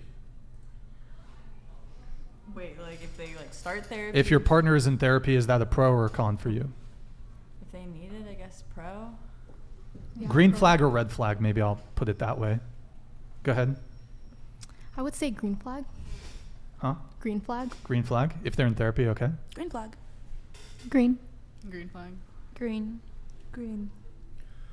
It's green, but I just want to say, like, you guys all say green, but in reality, if the guy that you're with is suffering with depression or anxiety, that's going to cause some major issues in your relationship. It's definitely going to cause some issues, but I think if they're seeking the help that they need, it's definitely a green flag because they're taking Right. initiative. Yep. Okay. And if you're willing to be there for them, then that's Yeah. pretty much all that matters. Exactly. Let me just get through the super chats here. Davon Jackson with the $10 super chat. The misandry in this room is palpable. A man understands that for most normal women, if he tries to split the bill, there won't be a second date. Yeah, I mean, I think it also depends where too. I think at least here in California, there's definitely women who are a bit more keen to. I mean, it depends on the girl. Like even in California, it depends. But I've definitely encountered women, even on the show, who come on and say, if the guy, even they consider themselves liberal, they consider themselves feminist, et cetera, they will still, if the guy doesn't pick up the tab, there's not going to be a second date. So Davon Jackson, thank you for the $10 super chat. Let's see, we got Rain Jim 65 here, $10 super chat. What is everyone's kinks and or fetishes? We can go around the table on this really quick. Michael, why don't we start? Submissive. That is the kink. You're submissive? No. Clearly. Choking. Yeah. Okay. Choking. I have a neck fetish. Like if you have a nice neck. A nice neck? Yeah, some guys have nice necks. What? I feel like you're looking at our necks right now. Yeah, you are looking. judgmentally. Like a big neck? No, Or I like don't know. I don't know how to explain it. it's just like aesthetically pleasing. Yeah. Like it's just nice. Can we? Like, Anybody in the chat? Can you guys change your channel thing to Zach's neck from? Do you guys remember Zach with the big neck? Can somebody in the chat change their profile picture and then we'll pull it up for her? Actually, wait. Okay, go ahead. I don't have any. None. No, come on. No, Nothing. No. Choking. No. All right. Oh. Okay. Go ahead. Like rope. Rope. Choking. Hensley. Sadist, masochism, and ice. Are you a dom or sub? Both. Switch. Okay. You know what's with the rough sex meta? Like I just don't know. It's kind of popped up. Like everyone wants to be choked and shit. I don't know. I think I'm not like I'll do it. You know, but I'm not trying to catch a case. You know what I'm saying? I'm not like trying to fucking cop a murder charge to please my woman. I'll do quite a bit, but murder ain't one of them. Okay. But look, I know you can do it safely, but everyone, I guess I should answer this. Fetishes, dom sub dynamic, but I'm not like huge into the rough sex stuff. And then hashtag all labia matter in the chat, because Audis, hello. Okay, anyways, moving on. I don't think the girls have any idea what I'm talking about besides Hensley. Okay, Stephen Krug, $10 super chat. Nice job taking my harsh feedback and still going. That's what it'll take. Guests this show are way overcomplicating. Research says relationships work best when both partners don't have rigid opinions. Stephen Krug with the $10 super chat. Good to see you back, man. I know we had our disagreements. By the way, Stephen Krug. Hold on. Where's the? Oh, can one of you grab the Mike Davis thing back there? Here, pass it to me. Stephen Krug, you've been a big supporter of the show. If you come back to the dark side, we will get you a photo in a frame, and you can become an honorary panel member of the show. Stephen Krug, think about it. Well, we can take this. We'll take this hockey pic of yours. Thank you, man. Appreciate the $10 super chat. A lot of super chats coming in. I might have to bump. It should be fine. Davon Jackson with the $10 super chat. I think the better question is, why do you want to date men if you don't want to have kids? Her answer will be telling. Do you want to respond to that? Just sexual, like, that's all. Just sexual? Yeah. Well, I mean, what about like companionship and all that stuff too? I feel like if I want companionship, definitely that's something I will mention. Just because I don't want a guy that's like, because, you know, that's a conversation you kind of have to have. And if they want kids, I'm going to be like, yo, you know, maybe this might not work out because I don't. Just because, like, I don't want to lead the guy into something like maybe like a more serious relationship. And then him finding out like halfway that I don't want kids. And then he's like, we just wasted this whole, you know. No, definitely get it over with. Yeah, so if I actually want companionship, like from someone like in a serious relationship. Well, you can have companionship without having kids. That's not what I was saying, like, but. No, that's what I'm saying. It's okay. A conversation I'd have. Sure. Okay, Evans, damn, dude, thank you for the big $50 super chat. You're a fucking legend, dude. Really appreciate your support, man. A nuclear family will no longer be a staple, in the United States. The only purpose of a relationship marriage is to rear children. We're headed towards World War III and a much needed reset. At this moment, just smash and keep pushing. Pointless conversation. A couple of you guys are laughing. Agree, disagree? I'm excited for World War III. No, oh my God. Well, I mean, we have all the men to fight, right? Bruv. That is true. Women are not subject to military conscription. So, so equality, right? Okay. But Evans, thank you for the big $50 super chat, man. Really appreciate it. You're a fucking legend, man. Okay, so this is related to our costumes. Really quick, can you put the crown back on? I got it. Yeah. All right, let's go. All right, so we got... You know, obviously we're in Halloween costumes here. do any of you consider yourselves queens? Or do you want to be treated like a queen? Actually, let's just go with the first one. Do you consider yourself a queen? Prom queen. No, answer seriously. I don't know what that means. Like British royalty? Like in a non-ironic sort of way, not like slay queen, but So British royalty? I was gonna no, say, not like not monarch. literally So either. not literally and not metaphorically. So No, not Which way? Okay, I said ironically. So there's not ironically, not literally, but in the colloquial sense of the term a queen. I'm a queen. No. No. Why the why middle. the I don't hesitance? know. Come on. Like, Queen Kelly, right? The third. First of her name, protector of the realm. can you explain it one more time? Well, you know like how Sorry. some girls might say I want a guy to treat me like a queen. Yeah.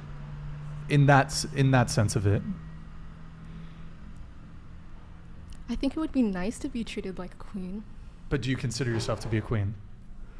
How's the temperature, by the way? You doing okay? I'm a little cold. Still cold? Yeah, a little more. All right, I'll get up in a sec. I'll get you something. On that note, you said you think it'd be nice to be treated like a queen. It would. Many guys feel that it would be nice to be treated like a king. Yeah. Which is what I was talking about.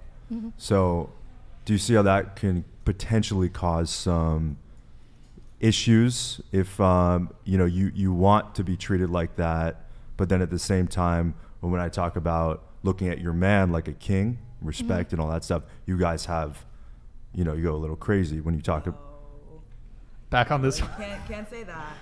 What? Can't say we go a little crazy by saying we want to respect our men, because none of us ever said we didn't want to respect men. I asked you a question about why you respect women differently than men. Okay. So you can't twist our words and say But that. it is different. But it shouldn't be though. Like respect should go two-way street. Even. Right. Like, I don't want to bring that up again. I don't. Yeah, think let's come back to the queen thing. So, do you consider yourself a queen? Me? Yeah. In the way that you're saying it, no. Like I want to be treated like a queen by some guy. But to my friends, I do be like, yeah, like I feel like I'm a queen right now. Like I feel like I look good, or like I'm doing queen shit, like whatever. Yeah. No, we're just I'm gonna agree with her. Okay, so you're a queen. Sometimes. Okay. What about you? I feel like by her definition, yes. By yours, no. What is her definition? Just remind me here. Just you feel, when you're treated like a queen, I feel like you're treated like, by your definition, like a human, like, like an actual equal. Like when I feel like a queen, I feel like I look good. When they treat me like a queen, I just feel like, oh, okay, I look good today, It's not about like, oh, I get to boss you around because I feel like a queen. Yeah.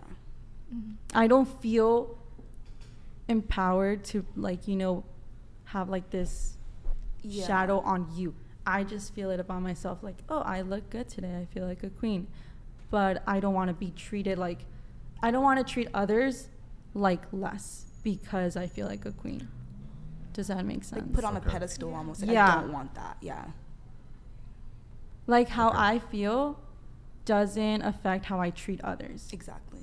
And I feel like by your definition, It does. it does. Okay. What about you? No worries. Oh my gosh. I would say it depends. Like for me, since I'm in a relationship, obviously yes, because I have respect for my boyfriend, and then he does treat me how I feel like I should be treated. But if I were on a date, I don't want them to just like be kind of. But do you consider yourself a queen? Well, yeah. Okay. So just, I want some clarity here because people got confused by my question. Do you consider yourself a queen? Yes or no? By her definition, yes. By yours, no. Okay. Yes. Sometimes. No? Okay. I said what I had to say. Okay. Sure. So, we have two royalties here. And we have, the king, Appa. I don't know if anybody considers themselves a king or a queen. This goes for both men or women. Let's be honest. Y'all court jesters at best. More likely a peasant. Okay, anyways, moving on. So, next question we have here. 5'7" and handsome or 6'2" and unattractive? Hensley. 5'7" handsome.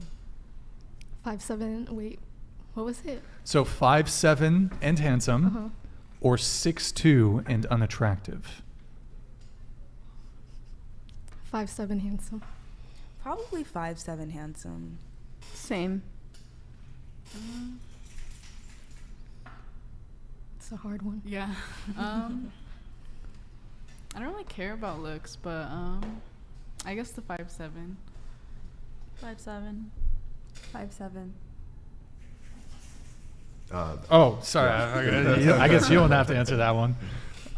Let's see. Okay, so I'm trying to think what was... Oh, yeah, so I wanted to go around the table on this one. Hold on, guys, one sec. This is a question I usually ask a little bit earlier on in the show, but is there anything dating related that you want to get off your chest? It could be, so one thing you wish men did differently, something you don't get about men. There's a trend in dating that annoys you. Maybe you want some advice on the situation, dating related. Anything you want to get off your chest, dating related. Go ahead, Hensley. I just hate this mentality that young people are looking for their other half, and I'm like, no, you're a full person. You just got to develop yourself as a full person and then look for another full person, because then you get these two people who are filling this void, or these people who are relying on their partner to be their happiness, to be their validation, to be their satisfaction, and then you get out of this relationship that has become so much of yourself and you don't know who the fuck you are, and that's because you've just been relying on this other person for everything. I think it's kind of silly to be in long relationships when you're young. I think you should use that time to really find yourself, heal yourself, figure out who the fuck you are. But it's been really, romance is romanticized, and I think we've all been so excited to get to an age where we can fall in love that everyone's falling in love with thrift store boyfriends. Have you had many bad experiences with guys where they were too attached to you? Yes and no. I mean, I think it's really easy in the young age to kind of fall into those codependent behaviors because it's new and it's love and it's exciting and there's all this dopamine and serotonin. So, like, it's very easy for those habits to develop when you're young and don't know yourself. And I haven't dated for a while, and it's kind of because I've been on this journey of figuring out myself. What have you figured out so far? Honestly, that I've just become very comfortable with being by myself. I've been able to sit by myself without being on my phone or having stimulation. I've made my mind a very comfortable place to be in, where I don't need all this outside environmental influence, and I don't need another person to go have fun and be happy. Like, you always see people where it's like, you need someone to go to the bathroom with them or to go to a club with them. I'm like, I'm perfectly fine being by myself, and I think that's what makes it so easy that, like, moving forward outside of this, I wouldn't rely on another person for my happiness. Okay. What about you? I would say the same thing. We're all so young that we don't really know what we want yet, and we still are trying to learn what we want. But on a different note, I would say communication. Trying to, like, communicate what, like, you and your significant other, like, are okay with, or, like, something that's bothering you. That's definitely... Yeah, I think open communication is extremely important. So, in your, have you been in relationships? Maybe the one that hasn't been? Yeah. You've never been? Okay. So if you were looking for someone, that would be something that's important to you. Yeah. Yeah. What about you? What was the question again? I'm sorry, it kind of got, like, sidetracked. Brian, the exact question is sort of... It's kind of just like if you had anything to say about dating or any pet peeves or anything, just kind of in general. Something you want to get off your chest. I actually do have a question. I don't know. Me and my friends have talked about this a lot recently, and we just kind of, like, wonder why this trend has happened. We feel like we see, but, like, the trend of, like, open relationships. I don't know. I feel like a lot of, like in high school, or, like, even when I was in, like, community college before COVID, like, everyone was either, like, in a relationship or, like, not, and then, like, that was kind of it, or like you maybe like were talking to someone at the time, but like it wasn't serious. But I feel like these days a lot of like open relationships are just very common, and I just like never seen that before, and I'm just like interested to wonder why. Are you asking why that's the case? Not necessarily, but kind of, I guess. Maybe like if anyone has any thoughts.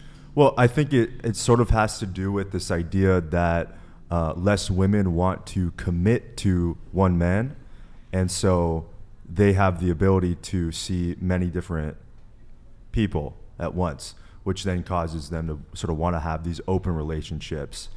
And that goes also for the men that are at the top, the high value men that have lots of options would be open to having those types of relationships too, oftentimes. I would also have to agree, like, with open relationships, if it's kind of brought up halfway through the relationship, it's normally like you're kind of open to an upgrade, but you don't want to be by yourself yet. Whereas, like, I know one couple that has an open relationship, and it was kind of from the beginning, like, they loved having 3-ways together, and there wasn't, like, jealousy involved. Like, the girl could be like, hey, I'm going to go fuck this guy because you're doing something right now. He's like, all right, cool. And the guy can go fuck another chick, and she finds it hot that he fucks other chicks, that other girls want him. And it is the coolest relationship I've ever seen, the only successful open relationship I've ever seen. And it's very specifically, they're both very sexual people that communicate a lot and don't have jealousy involved in it necessarily, or if there is jealousy, it's communicated. Yeah. But when it's an open relationship is brought up halfway through, and it's like you're kind of over your partner, you're not trying to have like 3-ways, you're not very sexually experimental, I think that's just upgrade kind of mentality. Sorry, the dog's under the table walking around. So pretty. Sorry, guys, I had to get up for a sec because I could not stand the fucking costume, and I needed to get her. You can put it on, by the way, if you want. You guys are sharing it. Oh, jeez. I don't know how much closing the door would be. Yeah, just go ahead, close the door. So, Hensley, I wanted to ask you. So, and I don't know if we've talked about this in a previous episode, but okay, so you're a stripper. Mm-hmm. Is that the preferred way to refer to a? Sure. I know some girls prefer dancer, for example. I'm fine with stripper. Okay, so you're a stripper. Can you, and so guys come into the strip club, can you demonstrate, because women, in the strip club, you approach the guys. Mm-hmm. You go up, maybe you talk to them, try to get a dance, whatever it may be. Can you demonstrate to us right now, maybe a little role play, how you would approach a guy in a club, in a strip club? You're working. Well, my stripper name is Dallas, so I go up and I say, howdy, how's it going? Eric, can you hide that soup chat? Go ahead.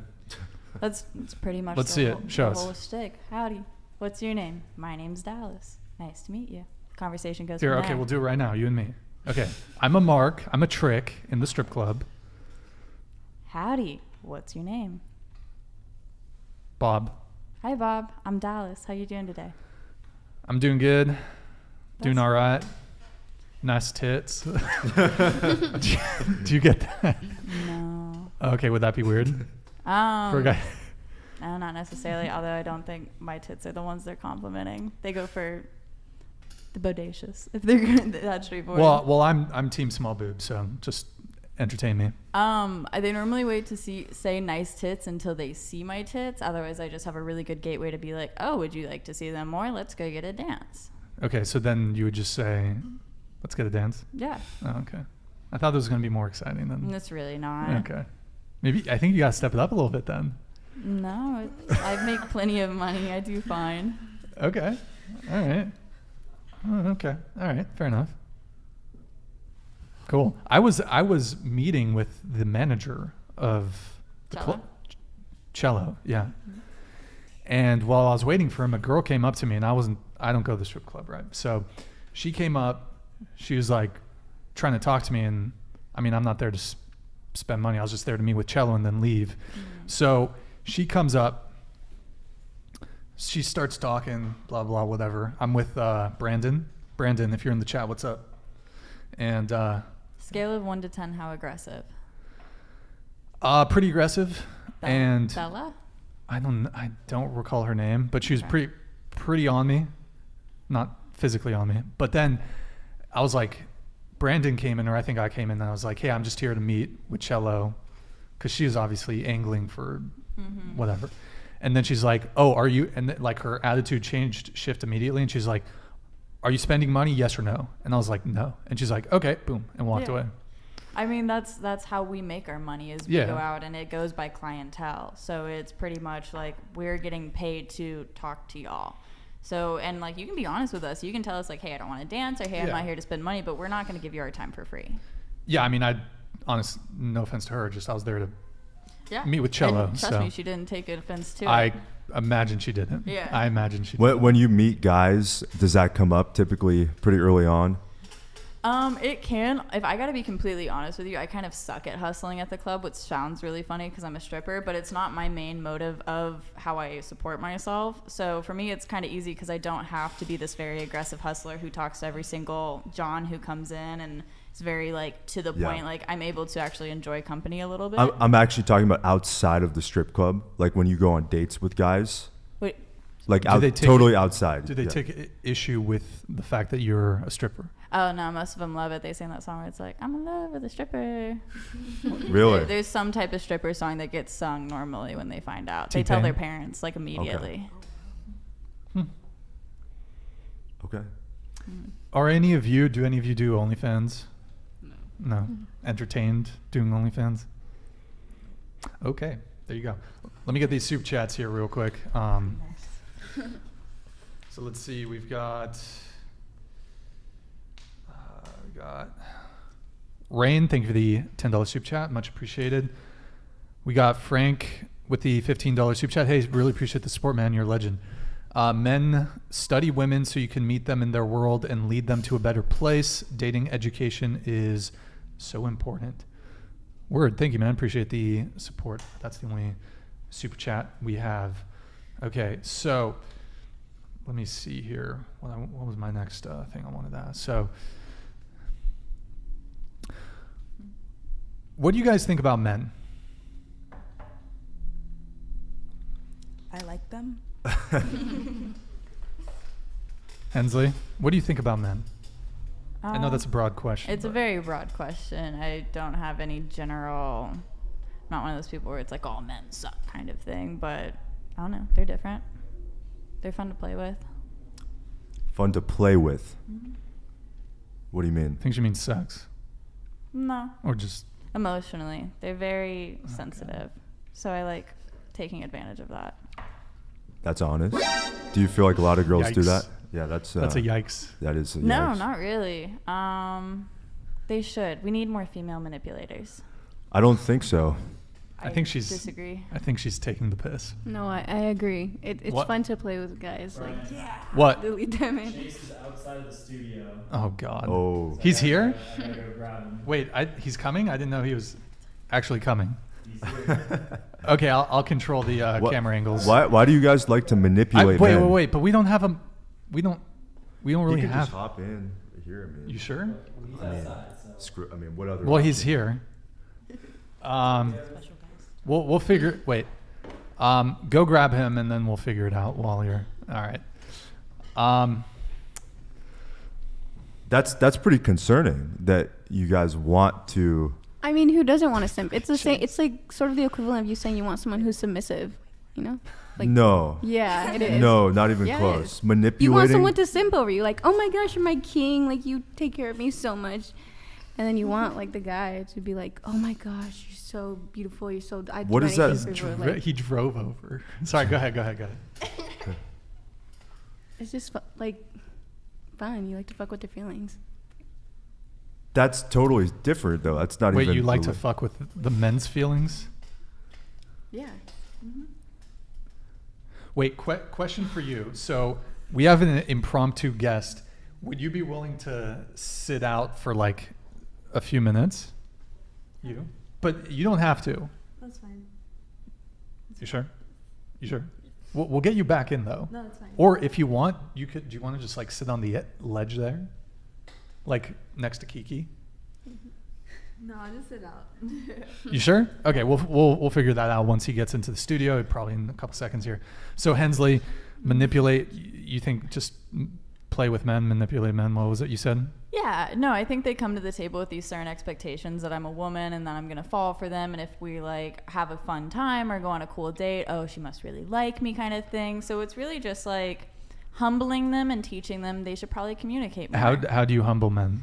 You know, just kind of letting them make their own interpretations about my feelings, which you seem really good at. And then spicy. You're spicy tonight. And then once Hensley. I know that they have their interpretation, which they've never maybe consulted with me, I make sure they remember, hey, you probably shouldn't put these expectations on someone. You know what you should do, Hensley? What should I do? After you hook up with a guy for the first time, here's what you do. After you hook up, after he finishes or you finish, maybe, I don't know, whatever. The hope is both. You get up, you take out your wallet, and then you throw $100 on the bed, and then you leave. I'll do it 20. And you say, that's a fantastic fucking idea. You say thank you, and then you leave. I'll do it, and I'll come back on down? the podcast. Will you do it? But like, I'm not gonna fuck him. I'll just like make him eat me out, and then. No, you know what you should say? It was okay, and then throw the cash. Or just say nothing. Just hand him the 20 and walk out. If you want to be really toxic. Yeah, I'm for it.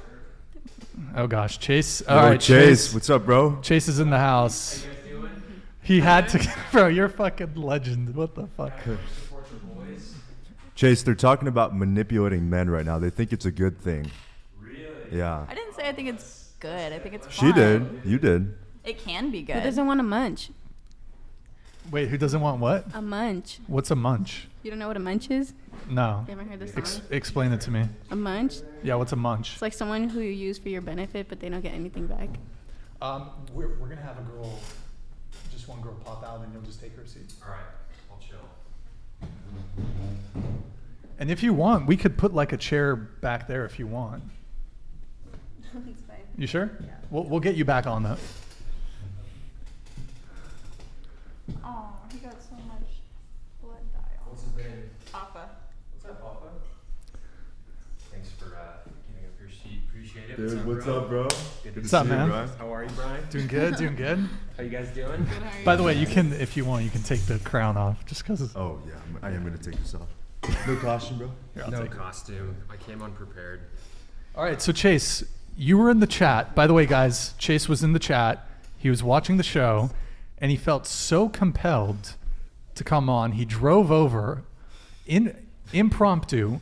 So Chase, what was the impetus for this impromptu visit? Yeah, I mean, just felt like the boys needed some support, you know?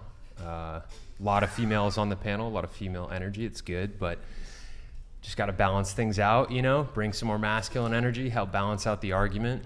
These two are studs, but just wanted to give you guys some backup. They actually do have some masculine energy, I will say. This is true. This is true. Hensley's like, yeah, you're damn right. So we were talking about manipulating men. What was the, how did this come up? They were asking, basically, or they were saying that they like playing with guys' feelings as well. Why? I actually disagree. I don't do that, but I think they're trying to, I don't know if it's like a payback thing or like a trying to get on the same level type of thing, but that's where I feel like they're coming from. It sounded like they got upset when I was talking about submissive women and how lots of men like that, want that. And then they were saying that manipulation is somehow justified because of that. What? I didn't say. None of I that didn't was get mad. related No, to I was Wait, just saying it was okay. an equivalent. Yeah. Well, I'm going to That- go back to the original question. And the question was, what do you think of men? Did you get to answer that question? No, What do you think of men? they're men. What is, okay. This is true. Yes. Well, I don't have an opinion. Any further elaboration or thoughts? I don't have an opinion on them. They're- Good. Put the jacket on. You're Good. freezing. we're sharing it. Oh my goodness. Are I are want everybody men to cool too. So- are men good, bad, neutral? Does it depend think on it the You man? know depends what? on the men. I'll start Or the over male, here. yeah. What do you think of men? I don't have Straight into the mic. an opinion on men, like in general, just the ones I'm interested in. I don't think about men like that, basically. You're not like, that important in my mind for me to be like, men, let's think about it. I meant more like there's not specific men, but what do you think of men as a whole?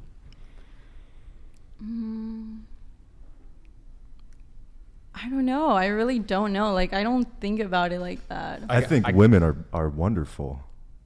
Okay, yeah, men are great. Okay. So last time I was on, there was a girl on the panel who made the statement that men are trash. What do you guys think about that statement? Agree, disagree?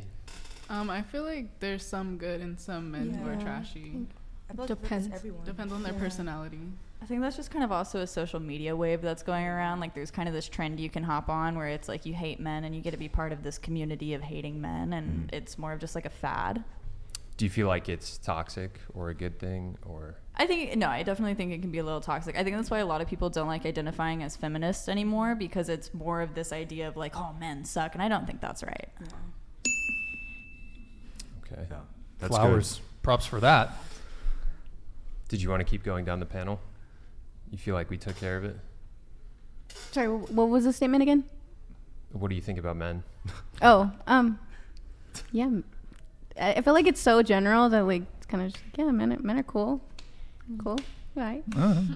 Because Okay. Like not all women are cool. So it's like, Do you feel like you appreciate men? yeah, most Yeah. definitely. well, I kind of asked the question, and Chase kind of made it make a bit more sense. Is that on a previous show we had a girl say all men are trash, and there does seem to be this sort of undercurrent in society that there's a lot of women that are saying men are trash, all men are, men suck, et cetera, and I wanted to get the table's sense of, or their thoughts on that. What were the opinions on submission that came up? Oh, submissiveness. Oh, they were not too happy, especially her. She was not liking it. What do you think about the idea of female submission to men? I think it's great in certain contexts, but the way he was putting it was just that, like, I need a woman to be submissive to me for me to even, like, respect her or be attracted to her or anything. I don't like that. Is that an accurate characterization of what you said? I think you're on the right lines. Yeah, I mean, I think that the respect between men and women is very different, and I think that in order for us to really, respect a woman, she has to be in touch with her feminine side.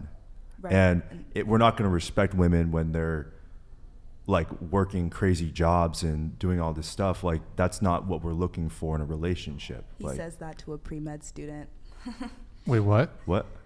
You said that to a pre-med student, so that's just funny. That most men aren't looking for women who are like working like jobs. Yeah, that's true. I mean, it's true. It's not what I mean. I think there are guys that would like that, but I think there's a lot of guys who would much prefer that their wife or girlfriend is not doing something super crazy, like a crazy career or working a job that pays very well. Yeah. Wait, so Just had to put on the crown. Brian handed it to me. So I want to make a distinction here too. Like, I feel like what he said sounded like it was fairly triggering for you, understandably so, because he said men don't respect women for working crazy jobs and stuff like that. That's true in the context of dating. Yes, I would like to make that clear too. In the context of dating. You see the distinction there between dating versus. I totally understood what you said. Like I believe there are women out there that do amazing things, and I think that's true. No, so very good point, Chase. Very good point. Like if a woman's, you said you're pre-med. If you're a doctor, like if you're going to become a doctor, mad respect for that. No, I understood the intent of your comment. Okay. Yeah. Cool. But I mean, do you take issue with the fact that men don't really? It's not a huge priority for us, a woman's career or her success or her ambition. It's very low on the totem pole in terms of what makes a woman attractive to a man. I do, kind of have a bit of a issue with that statement, just because I don't think like what I'm doing or what any woman is doing in her personal life, like when it comes to her work, should kind of like count against her, like about like attractiveness. That just kind of seems like you never say that to a man, like, oh, you're working so much, you're less attractive, or like, oh, I'm not looking, like, you know what I'm saying? It's just like, that's kind of a weird. Do you think that men and women are attracted to the same things? No. Okay. Not at all. So there's an asymmetry there Of in course. terms of where a lot of women, if a potential partner who's a doctor, that would be quite a match. Mm-hmm. But a woman who's a doctor is not for most men, that's not like, it doesn't make her more attractive. Whereas a guy who's a doctor, that probably makes him much more appealing to women. But it seems like to me you guys are saying that like it's almost like it makes her less attractive. Yeah, because it does in a way. Because I just want to come in. For me, it doesn't make her necessarily less attractive. But for some men, it might be the case. Well, the reason for that is because like if we feel that you're going to spend all your time at your job when you could be doing something that's sort of bring us up and bring value to us, that's what we're looking for. Into the family as a whole. Into the family, yeah. Michael, I just want to point out the crown properly scuffed your hair if you want to fix it. Sorry, I didn't want you to have fucking scuffed hair the rest of the show. Yeah. And the crown looks good on Chase too. Do you want like a hat or anything? Or? I know there's like a dent in your From the crown. Yeah, fuck. To add like further distinction to what they were saying too, like for me it comes down less to attractiveness and more to like suitability for me as a partner. And that makes right? sense, Like if let's say you have a woman, in one reality this woman is, I don't know, working some 60K job at some corporation versus in another reality she's, I don't know, pulling 200, 300K as a doctor, working 90-hour weeks as a doctor.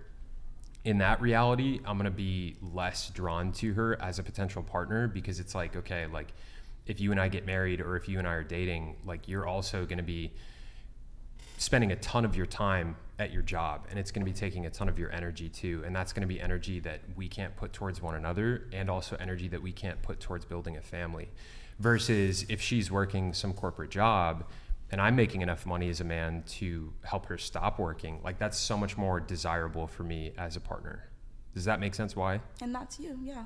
I just feel like it's like when you that say for a lot of men, most though. men don't want that, it's just like a bit of a error. That's all I feel. I would agree that most men probably don't want that. And I think a lot of women too, like if you look at the data, Where is this data? You guys talk a lot about data. And I think it depends how progressive you are. You're also talking to Californian liberals that are, you know, California's a lot different. If you want to, I like the comment that I saw in here earlier, go to a cornfield state and you'll find plenty of women who want what y'all want, that traditional mindset. But I think we're mostly progressive women who want to work and don't want our income and our independence to be based off a man. Well, and again, that's I think fine. You guys don't want that. Yeah. I think a lot of girls say that though now, but that might very well change in 15 years. Maybe it won't though. This is a different generation and a lot of our happiness is not based on something. We're learning how to be independent and how to be happy alone. And I think that's something past generations haven't had. I just don't think we're supposed to be independent. Like I think we're supposed to be together. I do think men and women are supposed to be together. I also disagree with the statement that we're learning how to be happy alone. This was one of the reasons why I wanted to come in here. Mm-hmm. There's this idea that like women can... Just a little closer.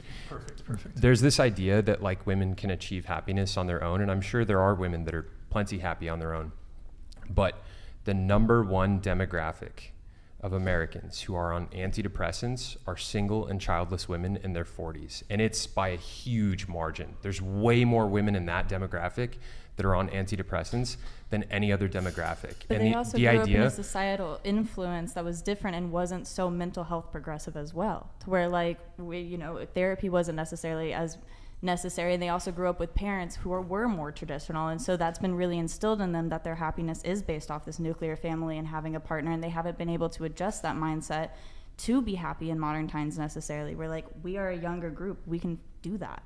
I don't think it's from social conditioning that these women are unhappy. I don't think they're unhappy because they've been told that they would achieve happiness with that and they've been programmed to be unhappy. I think they're unhappy because human beings reach their greatest fulfillment on average finding a loving partner and having a family.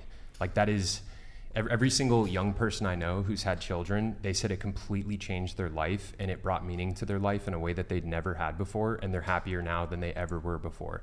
And I think that's just part of what it is to be a human being. I think the idea that you can be super happy, single, childless, drinking wine in your 40s and all that stuff, I think that's a complete lie. I think that's just where our core beliefs differ then. And like we can sit here and debate all day, but that's simply like a split in our belief. I think I would recommend talking with older women that are single and see truly what they believe. See if you should grab wine with them. But there's a generational divide. Can y'all acknowledge but that? But people are the same. Like, can you acknowledge there's a there is generational? Yeah, sure, that's fine. But that doesn't change that humans want to be together. Humans evolve. Okay, but they don't evolve to we've be only want to had be. technology kind for of. what, the past 14 years, the way we're Kind like of. with I iPhones? mean, our sociology evolves, but like what we are on a core level has been pretty consistent for the past 10,000 years. And we're still changing. We're still evolving. And yes, like having a partner can help if you aren't comfortable with yourself. And like I said, with like the dating thing, like a lot of people date and rely on a partner because they can't be with themselves like that. They look for validation, serotonin, and dopamine. That's true. In ways outside of themselves. If they can find a way to do it within themselves, like I said, you can be perfectly happy by yourself, and you're still gonna have company. You know what I mean? Like you're still gonna have friends and family and pets and. Fuck, if you want to adopt children, it totally works. You don't need a marriage, nuclear family partner to be happy. And I think that's what like a lot of us also had issue with is like the submissiveness kind of went in the direction of like that is what our happiness is based off of. Should we play that Tate clip that you recommended, Chase? About Absolutely. Absolutely. Where he's talking about his grandmother? Yeah, the grandmother. Absolutely. I think absolutely. I think I have it. Eric, can you pull up? I think I added it. Eric, can you pull up the video tab? Go down to Tate. This is a very good clip. Eric, just make it. I think all young women need to hear this clip. Eric, can you make it bigger so we can see? Absolutely. You know, have you seen this? Wait, then. Well, I'm gonna get some water. Yeah. Okay, having children. Do you want us to wait for you?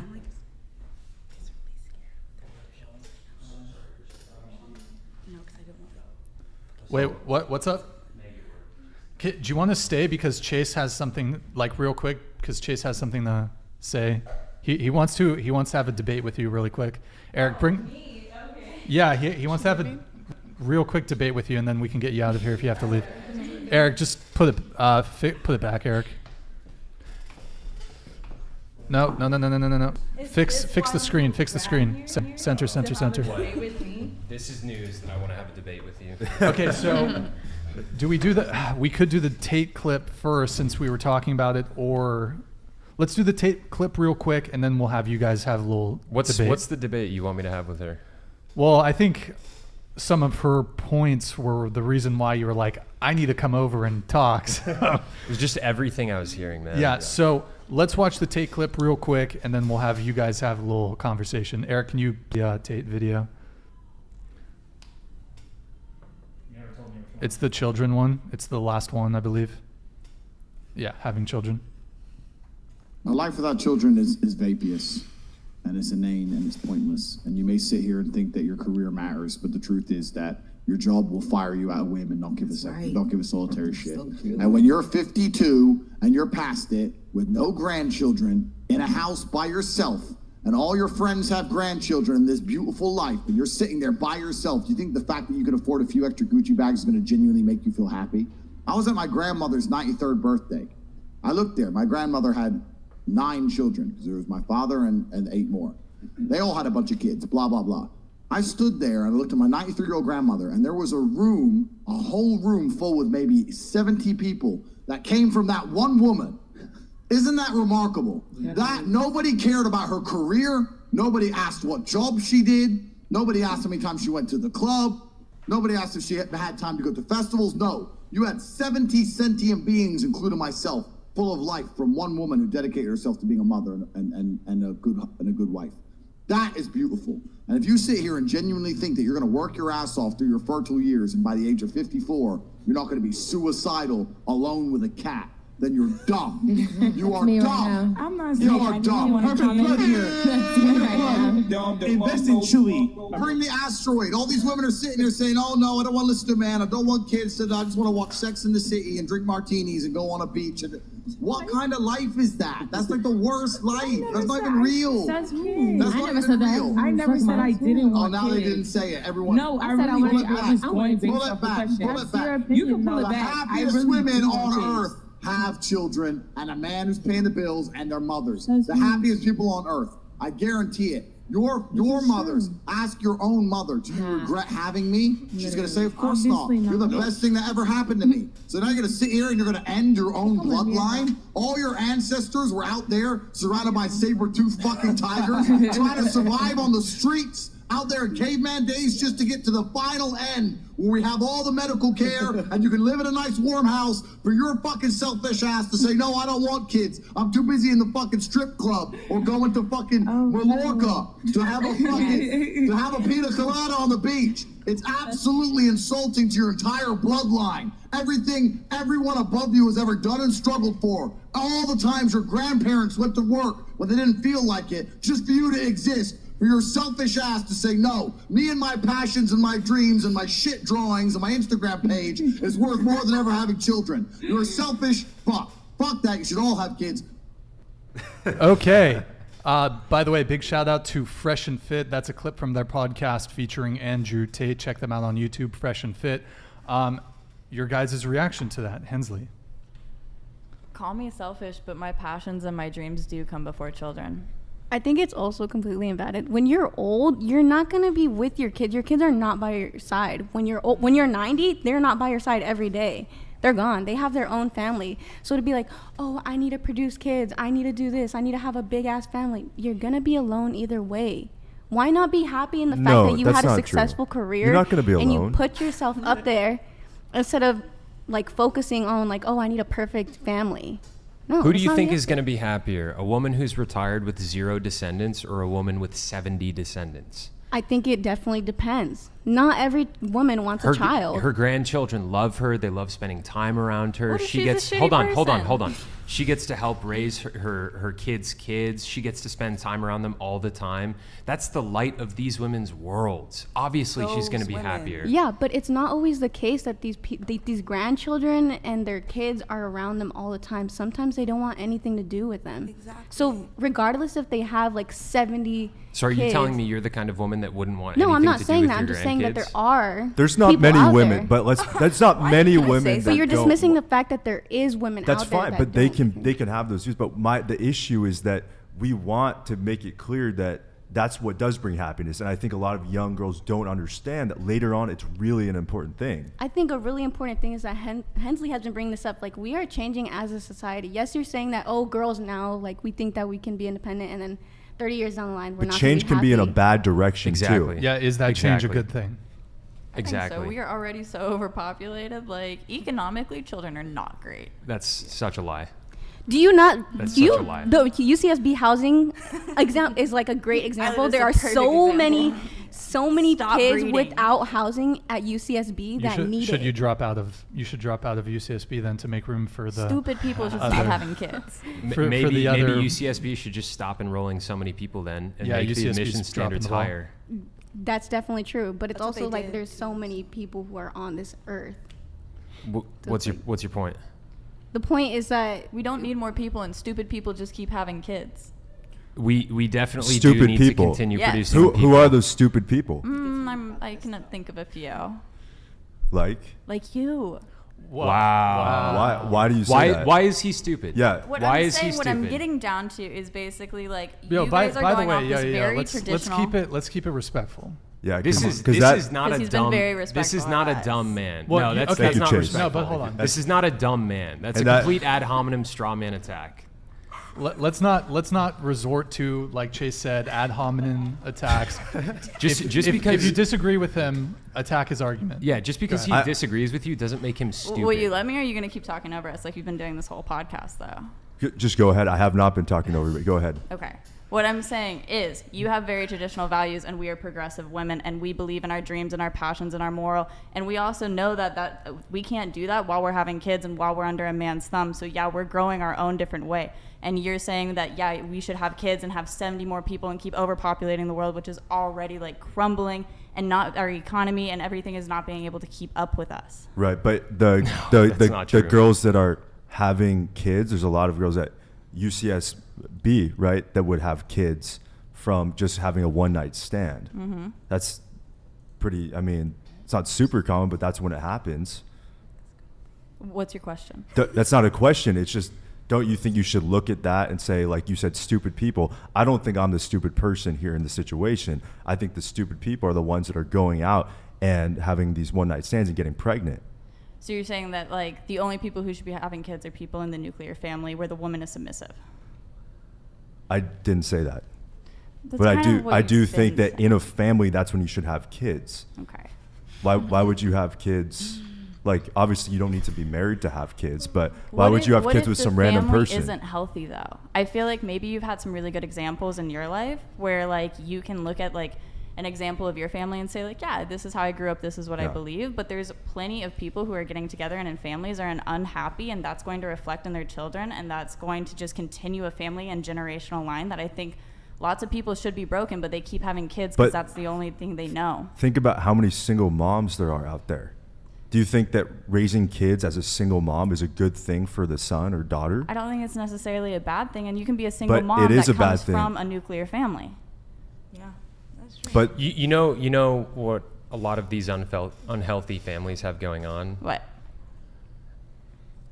The women are feminists, and they don't like submitting to the men. That's right, Chase. This causes an insane amount of unhappiness in families. So women need to be submissive to men in order to have a happy life and happy children. I think men, and this is what we've communicated. This is what we've communicated. This is what we've communicated on previous podcasts. I think men need to earn submission from their wives, learn how to take care of their wives, learn how to provide for their families, learn how to effectively lead their women. I think when men do this... Where do they learn that skills? College? Hold on. Definitely not college. Hold on.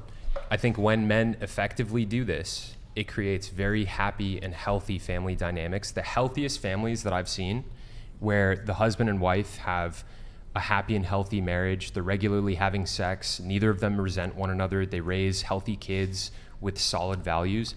These families, they have a traditional masculine feminine dynamic going on. I came from a family, my mom did not want to submit to my dad. It created an insane amount of tension in the household. And there were so many moments in time where my dad needed to assert frame and lead my mother, and he didn't. And it created crazy amounts of tension. What situations were those? I'm not sure how personal I want to get on a podcast like this, talking about my parents' marriage, but I will say there were times when my mom was physically ill. She was dealing with illness. She would be emotionally spiraling out of control when it came to things that my dad was doing in the marriage that she didn't like, things that the neighbors were doing, things that were happening with their mortgage, all sorts of different stuff. She would make poor financial decisions all the time. My dad would try and convince her to not do them. She would do them anyways, and it would bite us in the ass down the line. My parents had to foreclose on a home, and we lost a lot of what we had because of my mother's poor financial decisions. And my dad tried telling her, don't do this. And she said no. She didn't want to submit to his leadership. His leadership would have saved us, and she caused us a world of hurt as a result.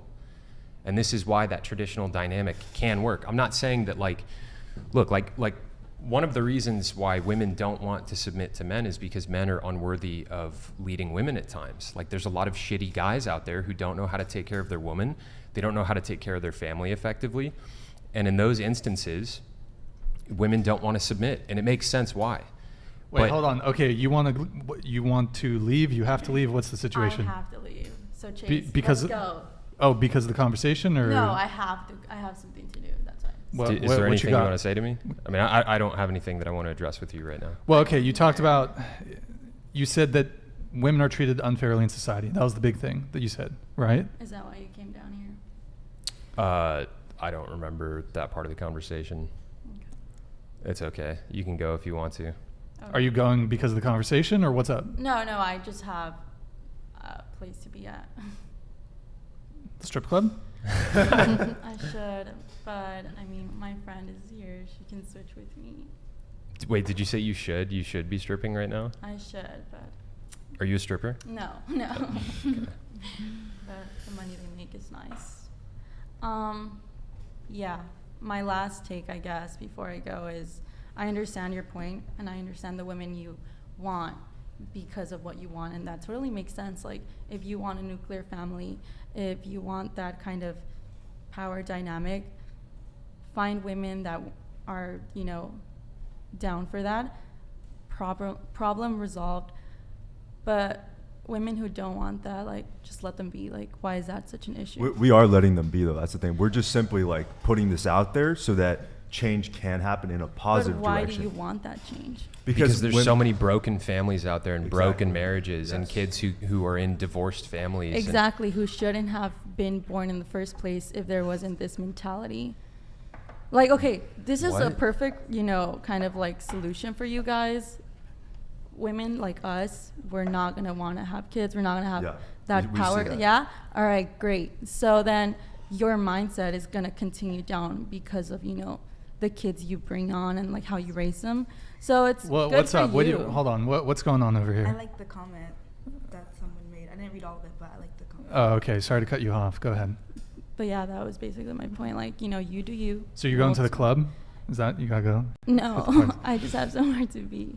But so you said you want to swap your friend in, or are you both? Yeah, leaving? like if she can come in since she's outside. What's her name? Dom. Dom. Yeah. Dom, do you want to come in? Do you want to come in? Well, she's leaving, so we have a. We're open gonna mic. have an open chair. Sweet. All right then. Okay. Thank you for having me. Thank It you for was coming. Interesting conversation. What was the last thing you wanted to debate? Was it the wage gap? Is that what you were going on about? When? Earlier in the conversation, you were talking about the wage. I was just mentioning supposed because you wage were gap. like talking about, Sure. But yeah, Do you I- seem do I- very triggered by everything I've said so far. Me. And like Right. your Me? response to Right? them, Doesn't seem triggered. and your response to them is very like easygoing. But when you talk to me, you seem so mad. What? Well, I mean, Don't you be were so kind of emotional. attacking the boys earlier. No, I'm just I feel like was- it's not attacking, I was but you emo- guys. I was emotional. Yes, How- very emotional. I was very emotional. Yes. He I'm- didn't It was seem Brian? emotional The to me. three of you have been very emotional this whole. Maybe We're that's- very Okay. emotional. That's But- maybe We're projection. But I very feel like- level-headed but right I- now. Yeah, absolutely. No. We're super level-headed. But it's fine, this is a great way for you guys to actually express your emotions, so I support it. But I have to go. Bye. Alrighty. Just throwing some shade before she leaves. There you go. Yeah, just make sure that just place the costume on the table or something. Is that your Sailor Moon costume? She's wearing my Sailor Moon costume. We tried to get him to wear it. But he wasn't down. we were trying to get. Yeah. By the way, Chase, do you want to take the crown off, or how you feeling with it? I'm digging it. I I'm feel like liking it. your point. I don't want people to take your points less seriously because you're wearing a ridiculous crown. Where'd you Where put does your your costume costume, go? bro? Bro, I was so uncomfortable. You're like, wearing a hoodie underneath it, dog. I had to take it off. It was very uncomfortable. All right. But I wore it for a good portion. Do you want me to keep the crown on or take it off? bro? I say take it off. All right. I might actually go change too. Oh, Jesus Christ. What is going on It's right getting kind of now? hot in here. All right. Take it off. Yeah. I put the heat on because she was shivering. So, okay. So where were we? We were having a heated debate about children, and then she had to leave. You showed an Andrew Tate video. Did you guys have any response to that? Yeah, I think Hensley gave her take, sort of. Your thoughts. We got to hear more from you. I know you're dying. To share. Are you warm yet? I am. Okay, good. Yeah. Finally. We got her. Do you have any thoughts on the Andrew Tate clip? Not gonna lie, You love him? I wasn't paying attention during it. Bruv, what are you doing? That's okay. What Good- were good- you good to be What were you honest. doing instead of paying attention to Andrew Tate? Zoning out. Why were you zoning out?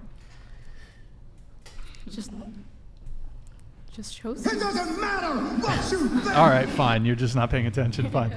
Okay. Hopefully you were paying some attention. Yeah, I thought the video was kind of sad.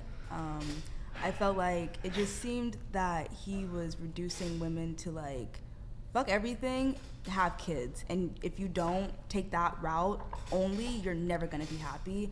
And I just feel like, why are we like making it so that all women or most, because I feel like that's also been a thing in this podcast, is like most this or a lot of this and a lot of that. It's just very like blanketing comments, and it's like, why do we have to put everybody in they have to have kids to be happy, or like they can't have a job or this or that? And I just feel like it's kind of sad that we need to force other people to do things that they don't want We haven't to been not saying that. force, We haven't been but like saying that. societally think like this should be this way, there should be change towards this way, that kind of thing, when it should just be like, if you don't want to have kids, you don't want to have kids, cool, fine with it. I don't want to engender this like societal change that needs to happen from what I've been getting from what you guys have been saying.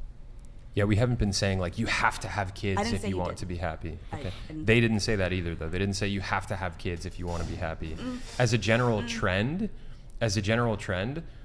like I said before, the number one hold on 1 second. Let me finish my point. The number one demographic of people on antidepressants, single and childless women in their 40s. Can we look that up? Like, can I see that Yes, statistic? I will show it to you right now. I have it right here on my phone. Yeah, I will show it to you right now. And this will be great because you'll see how dramatic the difference is. Like, look at this right here. Okay, can I see the actual paper that this came from? Like, I don't have the actual paper handy. I only have the data right there in the graph. Oh, just a figure. Okay, no data. Yeah, no so look at the figure. Discussion. Look at the figure. Look how much higher childless women in their 40s are than everybody else. I would like to see the context of that study. I'd love to read studies. What context do you need? You can have a big.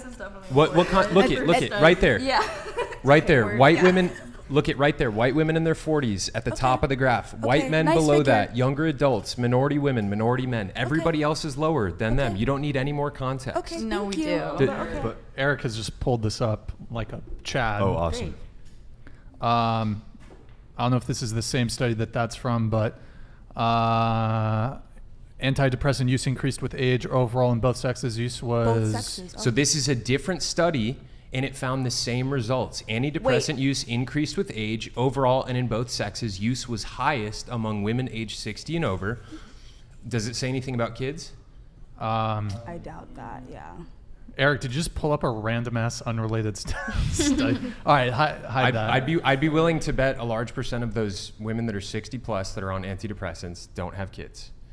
That's an interesting bet, but okay. But also, like, the point of saying this too is because, like, we actually do care. Like, a lot of girls are like, they'll say like, oh, you guys don't care and all this stuff.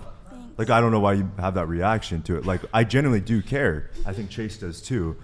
And why don't you just go out and do some of your own research, all of you? A lot of research. And what did it show? Honestly, it shows that women these days, they are happy with having jobs. They're happy with having freedom. You have the studies? Let's see them. I don't have the studies, actually. I'm Why not don't you going have to the lie. studies? But you don't have We the just study pulled either. up You two don't have a data figure. sets. You have a figure. We just pulled up two data sets. A figure, babes. A figure. Come on now. It's a freaking study published in the New York Times. Okay. Don't condescend to me. You know I just owned you with those statistics, and you're freaking wrong. Okay, call it whatever you want to call it. I'm calling it you being wrong, which it is. It's a fact. I just showed it to you. You showed me a figure. Yes. With no context, yes, based on a scientific barely study. Even a figure legend. So okay. I could present you with any amount of facts, and you'd Please be like, "No, do. it's not valid. No, it's not valid. It's not real. It's not legitimate." I would love to look at it, and if you're right, you're right. We just showed you two studies. You showed me a figure. Stop calling based a figure on a study. Based on a study. Figures When you are do a based off study, studies. when you do a study, you take the data and you impose it on a graph so that you can guys, visualize it. one microphone. That's funny. Have you ever done research? Guys, one microphone at a time, please. If you've done research, you should know that you take data sets and you visualize them on graphs so that it's easier to view. And then you have to write context for those graphs, which is called a results section and the methods and the discussion. Yeah. Okay, so after this, I'll DM you the study, the actual study, love to. and you'll know that it's correct. Love to read it. Thank you. Please do. Great. Again, all of you, I would recommend go and do your own research on these topics. Just go and look and see that a lot of this stuff is true. And I think we didn't come into this podcast either, though, knowing we needed to have statistics. Yeah, no, not at all. Pulled up, not at all. Screenshotted with us, exactly. I would be shocked if any of you did that. Like, right. Yeah. So maybe we're just throwing this. We're throwing this out there. We have our own statistics and can defend ourselves a little better. Yeah, and what I'm sure you'll find though is when you start doing the research that a lot of these things really are true. That's possible, but we're not going to take your word for it. That's fine. That's not even my goal. Don't even take my word. That's fine. Go and do your own research. That's my only goal. Cool. Yeah, our purpose for arguing this isn't to like try and force women to do something they don't want to do either. Like, I'm not telling you have to go out and have kids. You have to go out and have kids. Like, that's not what I'm telling you guys. The reason why I'm bringing this up is because this narrative that you don't need to have kids in order to be happy and you can fuck your way through your 20s and then not be able to find a guy when you're in your 30s who's a solid guy that you want, like this is so damaging to so many people in our society. Yes. The data is already here right now on the number of women that have been damaged by it. A ton of them are living with regrets. I don't want to see more women unhappy and childless when they're older. I don't want to see them buy into the lies. And if women can achieve happiness without those things, great. I don't think that that's true of most women. I think most women, if they buy into that, are going to be unhappy when they're older. And I don't want to see that, you know? But I do believe the overall tone of this has been pretty like directed of like, you know, this is including to us when I've already kind of mentioned, and I think I'm a little more defensive about it because I come from Texas where I see like these dynamics of like, oh, I need to have a family in order to be happy, and then they have their kids and they're still not happy kind of thing, and they don't have a way to grow because they were so reliant on that to be a way of their happiness, and so it gets brought on their children. And you see all these generational traumas, like especially my generation just being affected from it, which is why I wanted to go to California, where I'm going to have all these progressive women who want their own dreams and passions kind of thing as their happiness, because we can find happiness in that. I think you're making a good point there, because there are a lot of families that are unhappy, right? And they choose the partner in like the wrong partner, basically. Mm-hmm. But you can also take things too far in the other direction. Like you just said, like coming out and doing that. Like, I understand why you did it, but also I think that we're moving far too much. And I do blame a lot of it on modern day feminism for teaching these things. I do have to give you like one point I do like agree with you guys kind of is like everything I think in society does move on this very big pendulum, just like kind of with the men is trash thing, you know, like it was kind of like pro women, pro men, and then it's like it goes in a pendulum. And I think like what y'all are kind of saying is like the pendulum's just very far in the other direction right now. So like hearing y'all's point of view from one side, it's really hard for us to find this clash of the middle, because when it comes down to it, we can have all our statistics, but our core beliefs are different. So yes, we both have different arguments and different discussions where it can lead different ways, but at the general thing of it, we believe we'll be able to get old and be happy without a family. Y'all believe that, and like you have some good basis for it, but in general, it is common to see, especially from past research of different generations where it wasn't as instilled of mental health and happiness within instead of without, that like we would be able to do that. And I mean, it's honest pessimism and it's grounded in a good source.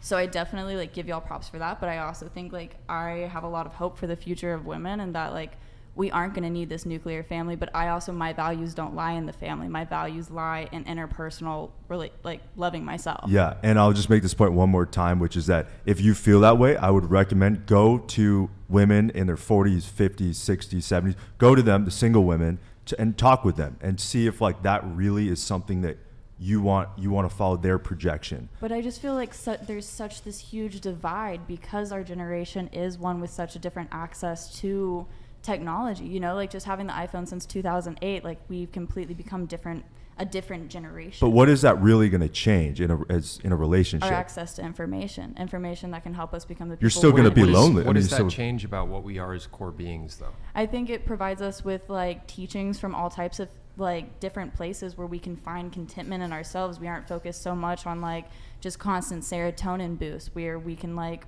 find peace. And I think that peace is much more important than necessarily overall happiness. It's contentment. So talk to those women about peace, how they feel peaceful, and all those things. I just think it would be good to talk with them, be like, is that really what you want? Do you really want to be going down that single path for your whole life? Like, you can say it, but just go. It's like the same with business. Like if I want to become like this guy in business, I'm going to go and mirror what he's done his entire life, right? So in the same way, if you want to become that type of partner or single person or whatever, then just make sure that's what you actually want. Let me get some super chats in, and then we'll continue on with some more dating related questions here. I'll try to bring it back a little bit.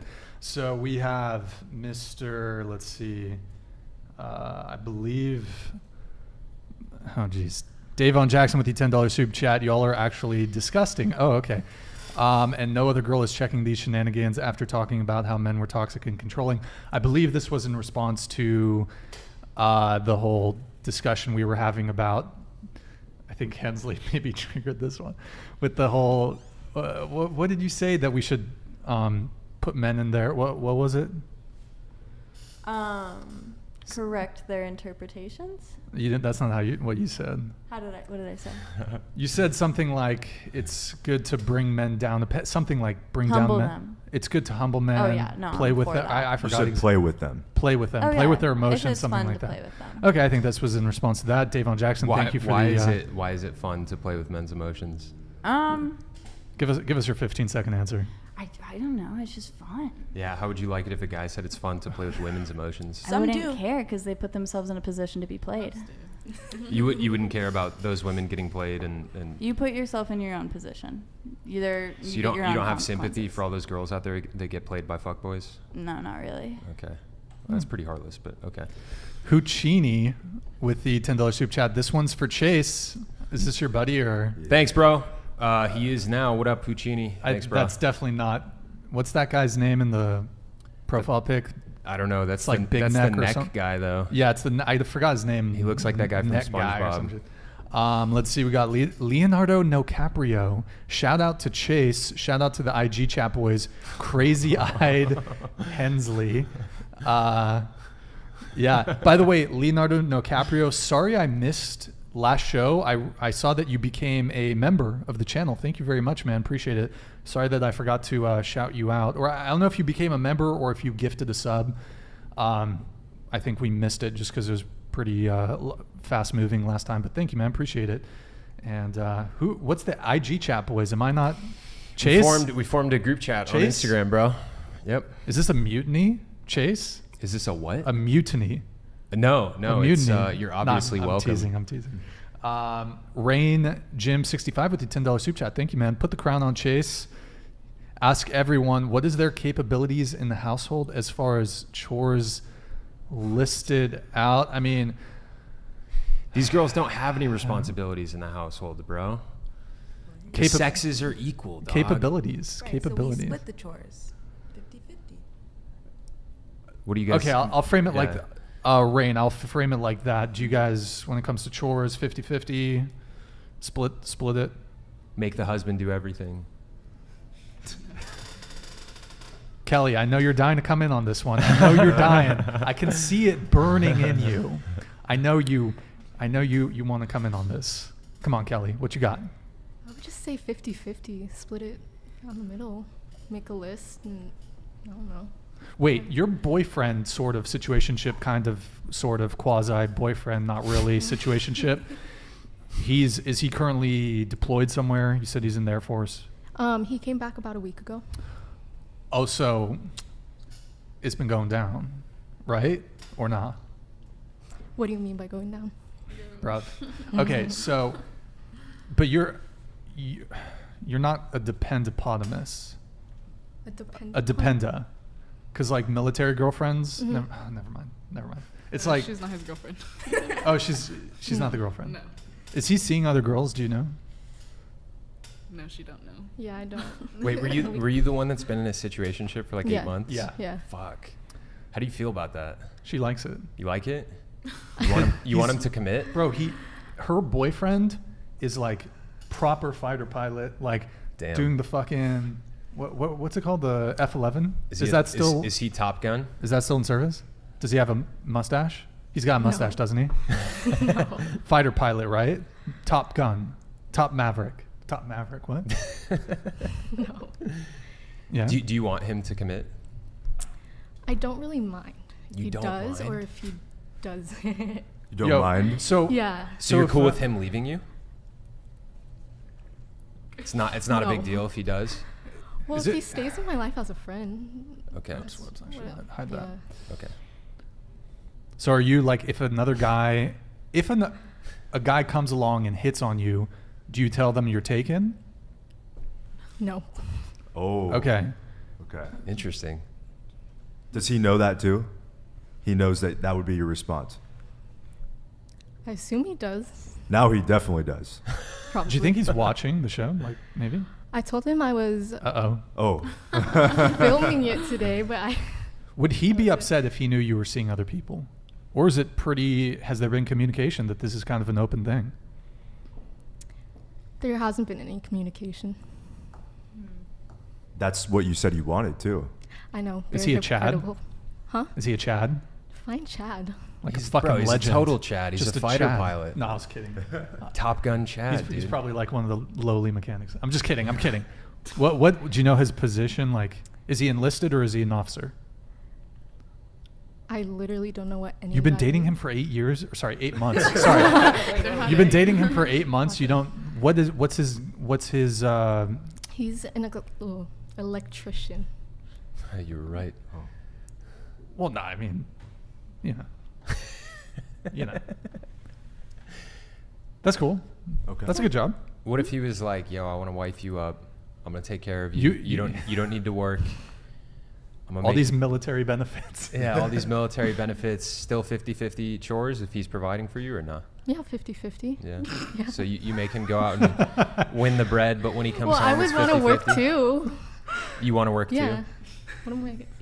Wait, what do you want to do? Remind us. Huh? Psychology. Psychology, like, so you want to be a psychologist? I don't know what I want to do yet, but that's just my Okay, major. fair enough. Moving on.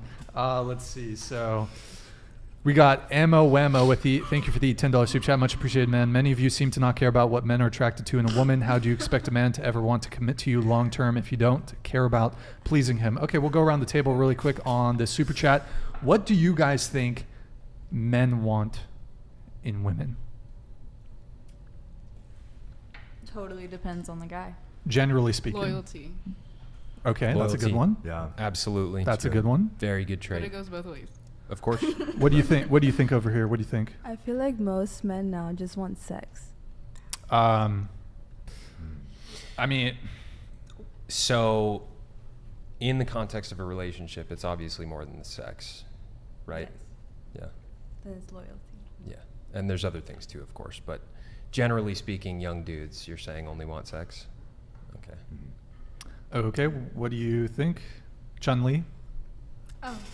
I would agree with her. I've actually talked to a couple guys who are in relationships, and like they like have a conversation with them, like what is it that makes them want to continue in the relationship, and they said like the sex is like the glue that keeps them together. Like the sex is the main component that, you know. The girls said that, or the guys? No, the guy. Okay. That they've said. Yeah, this I mean, is what keeps us happy. Hold on, let's just let the girls go around, and then we can come in. Go ahead. Can you repeat the question one more time? I'm sorry. Yeah, hold on, I got you. Hold on, just one sec. I'm fucking. So what do you think men want in women? Oh, right. Well, from tonight, submissiveness, but no, I'm joking.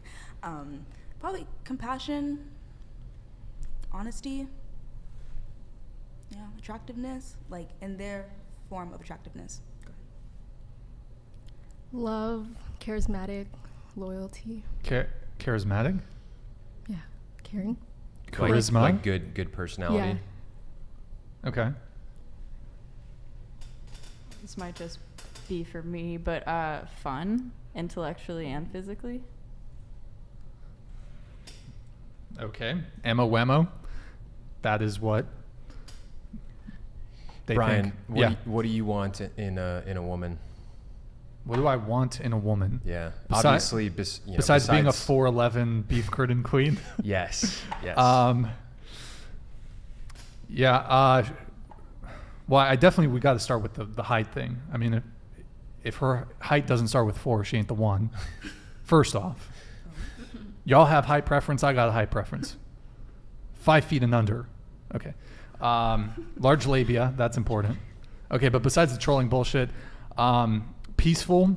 She brings me peace. I don't want a headache. That's pretty much one of the worst things. Just a quarrelsome, someone who's really quarrelsome. That's an issue. Someone who's pleasant. That's kind of related to not being a headache, though. Sexual fidelity from the jump. Low body count is good. And shit, I feel like I'm forgetting. Something's on the tip of my tongue, but I'm kind of forgetting it. That's kind of it. Mm-hmm. What about you, Michael?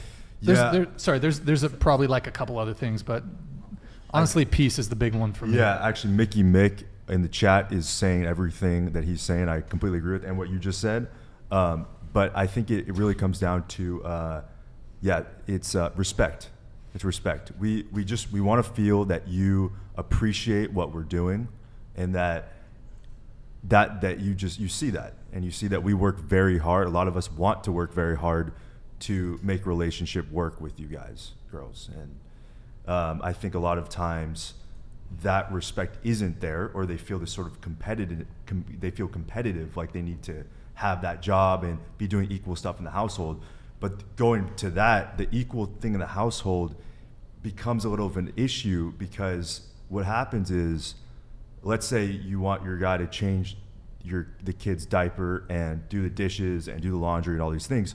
Well, oftentimes those activities, you start to lose attraction to the man because he's doing these things. And that's not spoken about too much, but that does happen, and that often leads to complications further down, because when you met the guy, he wasn't doing the dishes and doing laundry like for you and the kid and all that stuff. But now that you're together, now he's doing that stuff. Now you're starting to lose attraction to him, and you wonder why the sex isn't as good, you're not as respectful, all these things. Have you asked them what they want in men, Brian? I have not yet. Should we? I think so. Yeah. What do you guys want in men? Same thing, fun physically and intellectually. Come back to me on that one. Come on, Kelly. Come on, Kelly. Fighter pilot. It's a deep question. It's a you know deep what? question. I have a theory with Kelly and her situation, sort of, kind of, not really boyfriend thing. If he was flying a fighter jet, you would be his girlfriend. You would push to be his girlfriend. But because he is an electrician in the Air Force, desk duty, right? I don't know. Anyways. I agree with that. If he was just an absolute stud with a highly coveted position in the military. And a fighter jet. It would increase his attractiveness and desirability, no question. So is that's what's holding you back, that he doesn't fly a fighter jet, No. right?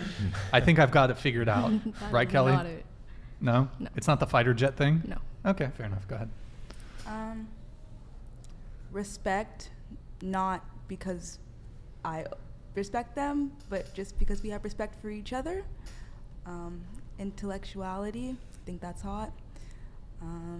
Loyalty, honesty, good communication, compassion, love. Yeah. Just respect. I'd say I'd want someone to match my energy. I would have to say the same thing. Like, they have to be respectful, fun, and smart. Hmm. Chase, what do you want in a woman? There's a lot of things I want in a woman. I want to feel equally yoked to her. Like, I want her to be, in a sense, my equal as a woman. I want her to be a good representative of our family name outside of the house. So, like, one of the criteria I've recently come up with, like, I want my wife to be like first lady material. Like, I want her to be a woman who's like capable of like earning respect from other people outside of the home. Obviously, I want her to be submissive. It's not the kind of thing where like she has to be like a lapdog, or like I'm gonna command her around like a dog or anything like that. But like, I want to earn her submission, and I want her to be happy following my lead. And there's a lot of women out there who are happy following a solid man's lead. Obviously faithful, loyal, all that kind of stuff. I want her to be a good partner that I can build a life and an empire with. You know, I know you're out here trying to build an empire. You're picking up what I'm putting down. Absolutely, man. And I want to be able to. Wait, so I just want to ask you one clarifying question on that, Chase. You said you want a woman to build an empire with you? Yes, I want her to be able to be a partner with me in the process of building an empire. I want to ask you a question, Chase, and maybe you've heard this saying before, is that don't shoot the messenger here, guys. Women don't build, they move in. So, and another way to say it is, oh shit, sorry. There's another one that goes something like, women aren't going to be with you on the journey, they wait at the finish line and fuck the winners. Yes. So do you have any, I'm not saying I necessarily agree with that, but that's a common saying that is sometimes heard. Do you have any thoughts on that, Chase, given what you just said? Of course, bro. I think it's generally true. I think that women They like to wait at the finish line and pick the winners. And I think that's why a lot of young dudes struggle to find, a girlfriend, is because they're not a winner yet. I think it can also be said, though, that women are very good at detecting ambition in men. They're very good at detecting confidence. I think women are very good at like identifying a man that they think is going to go places. And oftentimes when that happens, women will be like, okay, I want to ride the rocket ship with you on the way up. So I don't think what you said is like a hard rule. No, I'm not saying all women. Yeah. I'm not saying all women. Yeah. Does that make sense though? Yes. In response? Yeah. And I also I watched a clip of Grant Cardone this one time. He was talking about how much he loved his relationship with his wife. And he gave this example of like, I can't remember how much money it was that he was shooting to make. It might've been like $1 billion. He said that he wanted to make $1 billion with this one venture. And his wife was like, Grant, you're so much more than that. Why don't you shoot for $10 billion or $50 billion, right? Like that's the kind of woman that you can build an empire with. And when a woman recognizes the greatness in you and reminds you of it, that is such an awesome trait, because it spurs you on, it makes you more confident. But she's also benefiting from it too, because she's pushing you to build more for the family, for your guys' legacy. And she's going to support you in that, ideally. Like I want a woman who sees the vision and is down to partner and support me in building that, I absolutely agree with you too. I mean, because we'll fight really hard, and that motivation and that love and having that from a partner is something really special, and it's hard to find. And on what you said too, Brian, it's this idea of women fuck the guys at the finish line. It sort of gets into where value comes from. So like guys don't have a ton of value just for how they are. They have to earn it, and it takes a long time to earn that value, whereas girls are born with it, and they're always from a young age treated with a lot of the time looked at and taken care of. And when they're in their teens and early 20s, guys would love to simp over you, girls, and take care of you and do whatever, but that gets a lot different the older you get. So you do have to consider that when you're in your early 20s, that now you have a big selection of men, but that does diminish the older you get. Let me just get through some more super chats just because we're really behind here. Let's see. Okay, so we got, let me just make sure I'm on the right one. Crispy Kim with the $10 super chat. Hey man, appreciate the support. You're a lad. I hope Chase brought some holy water. Don't waste it on Hensley. Oh my God. Her demonic energy will evaporate. Will evaporate it before it can get close enough to have any effect. Asian girl is the only one that gets salvageable. Salvageable. Shots fired. Shots fired. Okay, Crispy Kim with the $10. Thank you, man. Really appreciate the support. You like the demonic part? What part of all of it? Okay, all right. Okay, thank you, man. Appreciate it. We got Davon Jackson here with the $10 super chat, ending her bloodline so she can dance on men she clearly hates for money. Holy shit. You laugh, so do you think there's some truth to that statement? I like that I picked today to wear this outfit. Interesting. Mm-hmm. Okay. Why? It just seems very, I don't know, aggressive. Apropos. Sure. By the way, do you hate the men in the strip club? No, not all of them. Okay. Well, I mean, like, the ones who can still see me as human, and I understand it as a job where, like, you kind of go in and we're objectified, but, like, there are people who treat you as humans and people who don't, and the ones who don't, it's definitely like, oh. When they don't treat you like a human, like, will you still stay professional? Will you ever tell them, like, no? Well, like I said, I don't, because it's not my main hustle, I don't necessarily have to engage with those people, and you can tell pretty quickly when you talk to someone within the first few seconds whether they're going to treat you like a human. So I am lucky enough to where, like, I can just be like.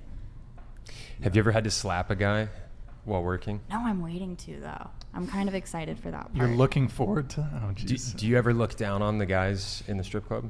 Sometimes. Yeah? Yeah. Why? I can imagine that. It kind of, well, like you have the ones who come in just for fun or they're in town traveling, and then you have the ones where they are in there because they can't interact with women in the real world. And you kind of see from their personalities why. Like you'll get the ones that come in and they're just like, you know, why do women think they're just too good, or why do they always go for the shitty like, where you're like, you just seem like an uncool dude. What kind of percentage do you think that is? Like, is it mostly men that can't interact? Or?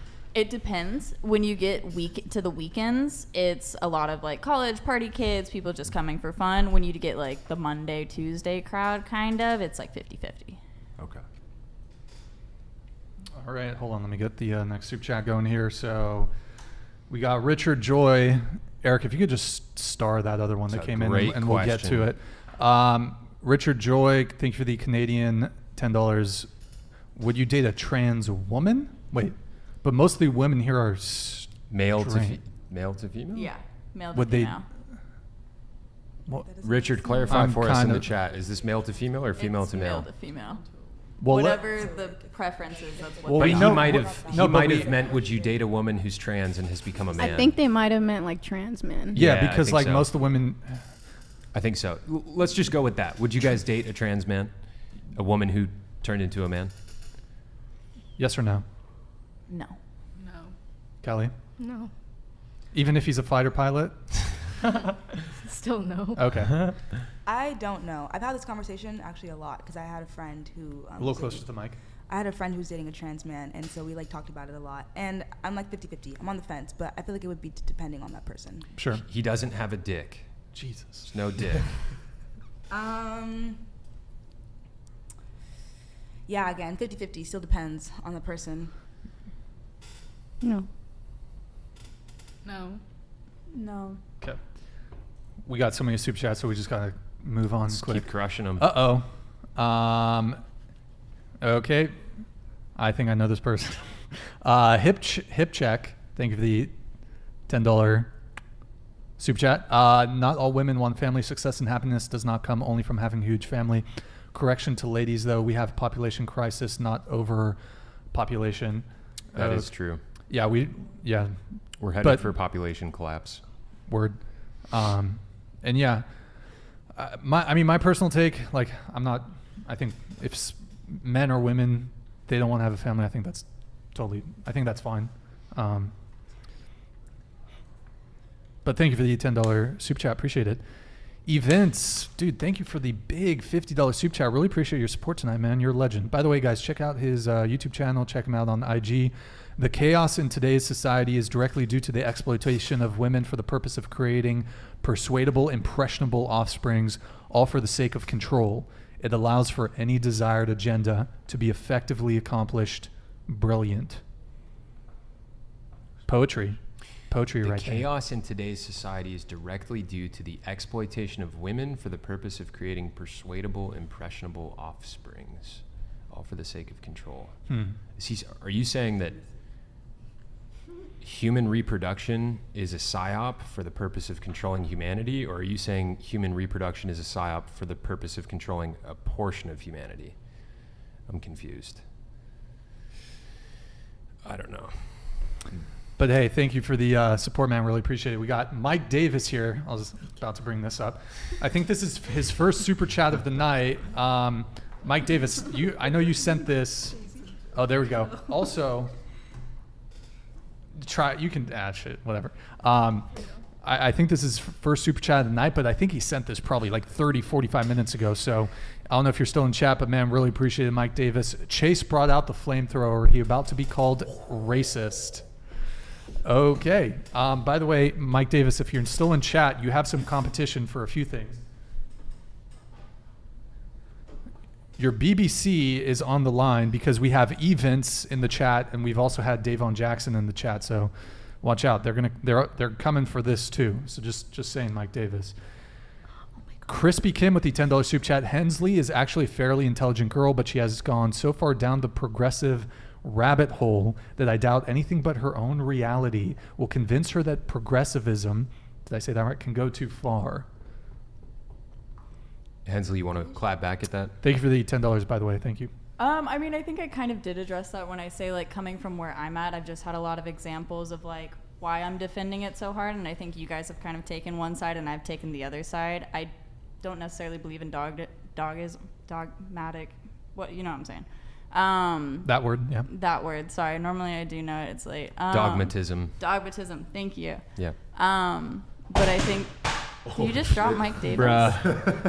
Bruh. Sorry, Mike. Mike Davis. I'm sorry. Accident.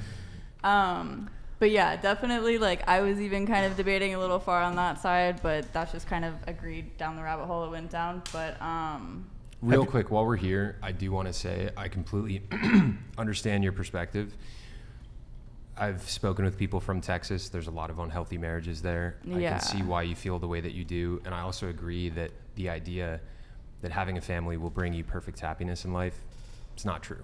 Yeah, and I think also I'm definitely, like, seeing it from, like, people in Texas having it at my age, but I have seen examples of someone where it's like they don't have, you know, the passions and dreams, and all they've ever wanted to become is a mother, and they become a mother and they do have a lot of happiness. And that is so far from, like, my understanding that to me it's easy to look at, like, this opposite side and be like, that's so stupid, you don't know who you are, like, you don't have your dreams or your passions.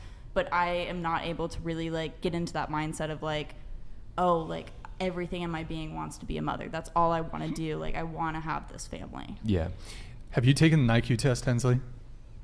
No, I've done, like, my SAT and stuff. Okay. I just want to say too, Hensley, to your point, broken people make broken families. Yeah. There's a lot of there's that. a lot of them, for sure. Yeah. But I can also, I think as y'all got further into your point, I definitely could see where I was leaning, but I was very far in my argument. But also, like, a healthy family can produce healthy children. I've just seen very rare examples of it, and I think the way it's, like, romanticized now, there's so many people doing that for the objective of, like, the family's going to make us happy without them being happy individuals. Word. I would also say to that, I think a lot of those really broken families don't have Christ at the center of their households, and I think when a father and a mother truly have Christ at the center of their household, you can build very, very healthy families. Okay.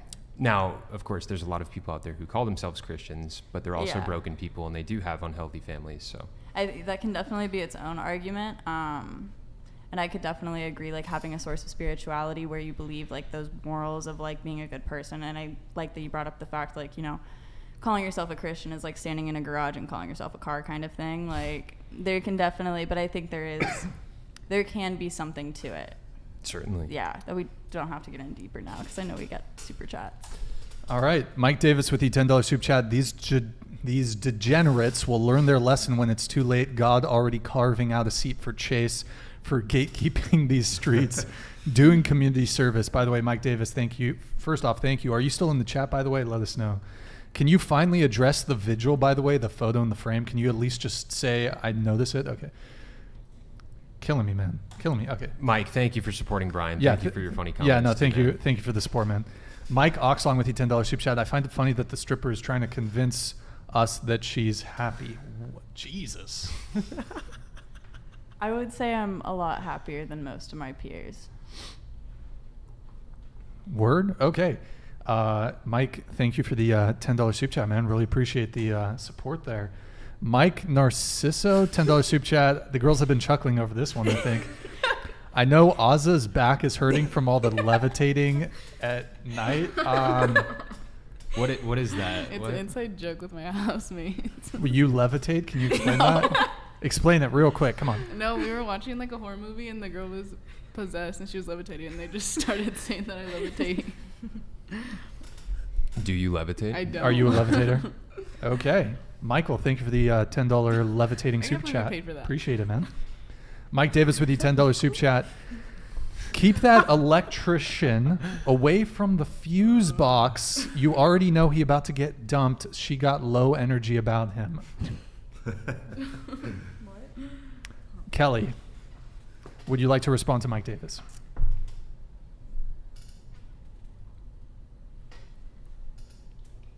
No. Come on, Kelly. I know you got... Yo, Mike's Come on. right, dude. Come on, Kelly. Mike's right. Y'all are lukewarm about one another. If you find a guy that you like, you know you're going to leave him. Well, that's if I find a guy that I like. What'd you Wait. say? That's if I find a guy that I like. Right. Yeah. Ah, okay. So would you say that... But she did confirm it, folks. So would you say that... I'm not impressed by your performance. All right, moving on. Whoops. Hold on. We got Dr. Durden. Thank you for the $10 soup chat. What's up, Tyler? Ladies, try to answer this seriously. Does that 50-50 mindset work if you're home with your guy and there's an intruder? Good point. Do you say you got this one, babe? I'll get the next one. Okay, so. It's a great question. Yeah, and I've been meaning to try to bring this up in previous shows. Thank you, Tyler. So, thank you, sir. There's a home invasion. What do you want the guy to protect you? In that situation, do you want it to be 50-50 when there's a home intruder? I can grab a bat and start swinging. Okay. How much do you weigh, by the way? Just curious. Less than 100 pounds? Last time I went to the doctor was in May. Was 93? Less? 85? 102? Down or up? From what number? From 93. Just tell us how much you weigh. Just tell us how 98. much. Okay. Okay. All right. So you guys are both laying there in bed. You hear a window smash downstairs. He turns to you and he's like, babe, you got this one. Are you pissed at him or nah? No. Not if we have a gun. I'm chilling. I'm like, let me get it. You have no gun. I'm still let me get it. I have yeah, no, I'm cool with it. I'll get it. Seriously. Yeah. Do you just like only date soy boys or what? No, not at all. It's just like that's an again, from Texas, intruder, that's an opportunity. So there's two of them.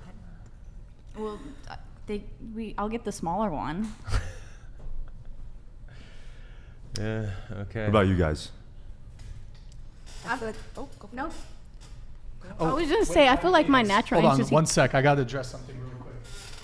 With Mike Davis here, since we have him. Mike Davis, you said that you can't come on the show because of your identity. Well, I was talking about a mask. Will you wear this? It's a Guy Fawkes V for Vendetta mask. You wear this during the show, no one will know your identity. Just saying, I'm throwing it out there. Thank you for acknowledging the vigil, by the way. Okay. I feel seen. Were we still talking about the gun? Yeah, she was about to say. Oh, I was just gonna say I feel like my natural instinct would to be like get up and like grab something. Obviously. But like none of you want a man to just protect you. None of we go at it together. Like This two is against such one. fucking bullshit. I This just is don't all buy it. cap. This is all cap. Your You ask us a biological question and you don't like instincts. the answer. No, your biological instincts are going to kick in, and you're going to be like, okay, babe, like do something. Yeah. And if he doesn't, and he's like, no, I don't want to, and he hides behind you, you're never going to look at him the same ever again. Will any of you admit? Ever again. Will any of you be honest in saying that you would like a man to protect you? Well, if we're going Yeah, at we it like together, it. then like he is protecting me. We're protecting each other. So is that not true? But if he really wants to protect you, he's not going to want you to mean, fight too. Yeah, but at the same token, like if you both go at it, that's two persons versus one. But like, let's just be clear. Like, we're in a bar, and someone is causing some trouble, and he's gonna hide behind you and say, "You got this one." To you, you want that. No, I wouldn't want that. But at the same time, But that's equal. I'd say it's a different scenario. Yeah, you said a home intrusion, so that was the situation Right. I was thinking. But of. just in general, like protection-wise. Protection, like if we were at a bar and something like jumped off, yeah, I'm gonna be like, don't like coward behind me, but like let's go, like you know what I'm saying? Like it's just a different situation. Like yeah, of course you want someone to protect you, but it's not like the way you're trying to like frame it. It feels like I'm just saying a man that will protect you in any circumstance, like who's gonna get up and. That wasn't the question though. Well, but I'm bringing that up right now. Okay, yeah, I would be a little weirded out if a guy cowered behind me and said, Right. "Go fight that guy for me. That's bigger than you," and Right. all of that. But that was. So why is it so hard to say that you want a man that would protect you? I just said it. Okay. But Because you- none of you spoke up. Like every girl But does. yeah, but There in we the go. case- I agree. There's some honesty. I agree. Okay. In the I case agree. of And that's home okay. intrusion. That's okay a to good admit. thing. Yeah. That's okay. But That's in how the it's been case for you all of guys humanity. Brought up. That's what we had answers for. Okay. I feel like you guys said no because you guys have this, feminists, men and women should be equal kind of thing going on, and that's why, you guys wanted to say that. I feel like it's to push that But I feel like in a real world scenario, it would be very different. Yep. But I'm glad we got somewhere. Like, I'm glad that you just said that, because I think you kind of spoke for all of them, which is that they do want someone, a man, to protect them, which is for the men out there watching too, be someone that can protect you. Yes. You know? Yes. Let me get these other soup chats here. Alfredo Montalvo, thank you for the $10 soup chat. And the subsequent $10 soup chat from Alfredo. Thank you, man. What up, bro? I'm a big fan. Could you ask Ozza why she's always levitate? All right, I guess this is one of your homies in the chat. Why you always levitating, though? Huh? Have you ever seen me levitate? No. I saw you earlier levitating. No, you didn't. You levitated right across the fucking thing. Just whoosh, levitated. Okay, Alex Mack with the $10 soup chat. Chun-Li costume is a W. Christina Applegate, you got to put me on. This podcast is dope. West Coast F&F. By the way, great merch I would be putting. It's whatever. Just my thoughts. Thank you, man. Yeah, I definitely need to redo all the whatever merch. Shop.whatever.com. Okay. Mike Davis, thank you for the $10 soup chat. The Vigil. Okay, nice. He acknowledged it. Sweet. Also, we got to start hashtag pray for the electrician. Guys, in the chat, can we get pray for the electrician in the chat? I want to see it blasted in the chat. Hashtag pray for the electrician. Thank you, Mike Davis. Appreciate it, man. Mike Davis with the subsequent $10 soup chat. Hensley looking hot. Not going to lie. All this talk, but where can I see her strip? Hensley, I'll leave that one to you. We need more money first. He'd probably be down to bring it in the club. No, I'm here to support the whatever. Good woman. Hensley's a fucking lad. Okay. So that's it on the super chats. So, wow, quite a few. Thank you guys so much for the support tonight, guys. You guys have been really great. Really appreciate it, man. Thank you. Thank you guys so much. So, got a question. Is dating harder for men? Yes. Kelly? Yes and no. Okay. I don't know. Okay. I hear a lot of mixed stories and things from people around me, so I'm gonna just say I don't know. The question was, is dating hard for men? Yeah. Harder for men. Is dating men? harder for men? Well, shouldn't you ask yourself that? I don't know. Like, why are you asking us? He's just asking what your opinion is, I what don't you know. think. Okay, do you think dating, I mean, I could reframe it. Is dating easier for men or women? I think it's easier for women because you don't necessarily have to try. You know, like guys will come to you. So yeah, it's definitely hard for men because they have to approach the woman and initiate it most of the time. Answer. I'm gonna say it's harder for men because I feel like women are really picky, especially about like looks and personality. Okay. Things, you know. I'm gonna say it's a hard yes, that it's harder for men, only because I understand where Kelly's coming from about the whole situationship. Because before I dated someone, they were like, took like 7 months as well. Dude, these were the most honest answers Yeah, I know. I've heard from a Seriously. Thoroughly panel of surprised. females. That was awesome. Chase, what are your thoughts? Yeah, I think it's much harder for men. I mean, you know, you guys know the data. Most women look at most men as unattractive. You know, what was it like? Like girls on dating apps looked at 80% of the guys as below average. Was it? It's something really pretty crazy. Yeah, and like, what's your name, by the way? Anna Eve. Say it again. Anna Eve. Anna Eve, like you said, girls don't really have to try. Guys just come to you. Chicks don't just come to guys. 99% of dudes don't just have women coming to them. And I feel like if they are coming to the guy, it's because they're like really attractive. Yeah. Exactly. And that's where, when you get to a certain caliber of guy, like when you become the man, the 10%, 5%, then I think it switches. Then all of a sudden, I think it can be even easier because all the girls want you. And then you're... Definitely. And a perfect example of this is, I think earlier on in the show, I asked all of you about you guys getting DM'd. And I think most of you answered like how frequently you get DM'd per week or something like that. So I want to ask the guys now, how many times has a girl slid into your DMs and it's clear she's kind of interested? Oh, it's extremely uncommon. Like how many times has it happened to you? 20. I don't know. 20 30, times? Yeah, I don't know. It's pretty solid. Yeah. That's pretty good. I've gone DMs 2 times. Seriously? From girls 2 times. Seriously? That's my entire life. That's two crazy. 2 DMs from girls. Okay. Yeah. But yeah, it's super. What about you, Chase?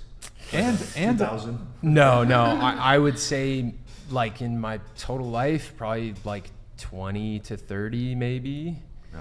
I had a girl ask me to marry her after watching one of our episodes. Wait, the Swedish chick? Was it the Swedish? It might have been her. Was it the Swedish girl? I've only ever had 2 girls ask me to marry them in my DMs. Wait, so you came on a show and a girl DM'd you asking to marry you? Okay, so the Swedish chick came into my DMs. She said, I watched the whatever episode. I think I'm in love with you after watching that. A different girl asked me to marry her. And then I made a video about why I was voting for Donald Trump, and I put it up on November 2nd of 2020. And after I put that up, then a different girl asked me to marry her in the DMs. Also, I think maybe also for us too, like you good, Eric? Yeah, I'm good. The question, maybe how many girls in real life have, because that's definitely been more common. Chase, I think you've just fried into the entire table. Did I? You guys think I'm the devil after saying I voted for Trump? Is that why you said that? I saw the looks on the girls' faces. What were the looks on their faces? They're petrified. Wide-eyed over here. I mean, hey, that's your preference. I'm not gonna go against that. Yeah. I didn't vote for Trump. I didn't like either of the candidates. I had to throw it away. Well, fuck, I can't.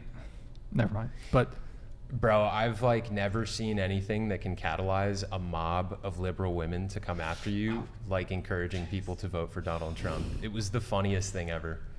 I had so many girls I went to high school and college with just attacking me, dude. And so many bros that were like, let's go. A lot of conservative girls too. A lot of conservative girls were like, Chase, this is awesome. Good job. It's so funny looking at your guys' stunned faces on the TV right okay, there. we're gonna move away from the politics there. Hey Eric, did we get a super chat that came in? Can you check for that? I think I started.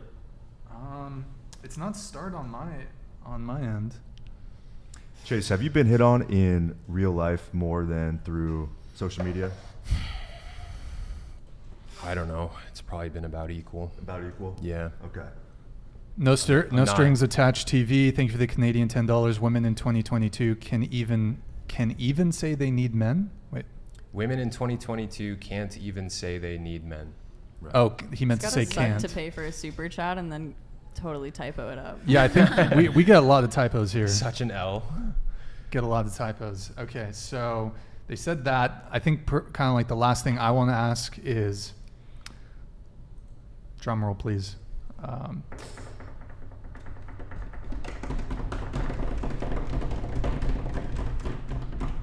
What do you got? Okay. Are you trying to pull it up? Yeah, I try to fucking pull it up, but it's not fucking. Okay, here we go. Do you think it's wrong for men to care about a partner's sexual past? So, for example, a woman's body count. Do you think it's wrong for men to care about a potential partner's body count? Hensley. I don't think it's good to necessarily be biased about it. I've definitely I don't know if y'all have seen the video where it's you go and ask men how many bodies is okay, and they'll be 2 or 3, and you go ask women and they'll be well, as long as they were safe and they're tested, it really doesn't matter. So I'd say if you want to be really skeptical about a woman's body count, that's fine, but you better have a low body count as well. Kelly. I agree. You can't be skeptical about someone's body count if yours is way up there. I just got to hop in here because the issue with that statement is that girls want experienced guys. So you're going to be attracted to a man that has lots of experience, which is going to mean that he's been with many women. That's the only issue. So do guys want unexperienced women? Yes. Yes. No. Why is that? Whoa. Do you not believe that? I don't want. So you want children? What? I don't. Oh, she said inexperienced. Unexperienced. You Yes. want unexperienced. Oh, I thought you said women. experienced. No. And both you guys were yes, and I was bros, what? Inexperienced. No, she said inexperienced. Oh yeah. Yes. Women. That's what we want. Yeah. So Why? Yeah. Yeah, elaborate, because that's an interesting take. Well, see, this is where we have to kind of learn about what the opposite genders want, right? Because we want inexperienced women so we can be the ones that sort of show them, because they want us to show them. Like you girls want a man who has experience, who's better in the bedroom, who knows how to talk with girls, to take them out on dates, operate, all that type of stuff. That's really attractive. I'll give you a concise answer. 2 reasons. First reason, I don't want a woman who I've shared with a bunch of other dudes. Wow. Exactly. You say wow? But guys don't want that. Why is that a wow? Because the world is just way different than I thought it was. It's kind of sad. Wow, that's crazy. No, but this is realistic. It's realistic. That's how I take it. That's yeah, wow. yeah. A lot of guys feel this way too. Yeah, I know. And That's the first sad. reason. That's the first. It's not sad. That's the first is. reason. No, it's not sad. Mm-hmm. That's the first reason. I don't want a girl who is the town bicycle. I don't want a woman who's been ran through. I don't want a girl who's been with a ton of dudes. Wow. And I'm not a guy who's slept with a ton of women. Second reason, and this is kind of a neutral thing when it comes to the sexes, pair bonding, right? So the data is clear. I know you probably won't believe the data, but the data is clear.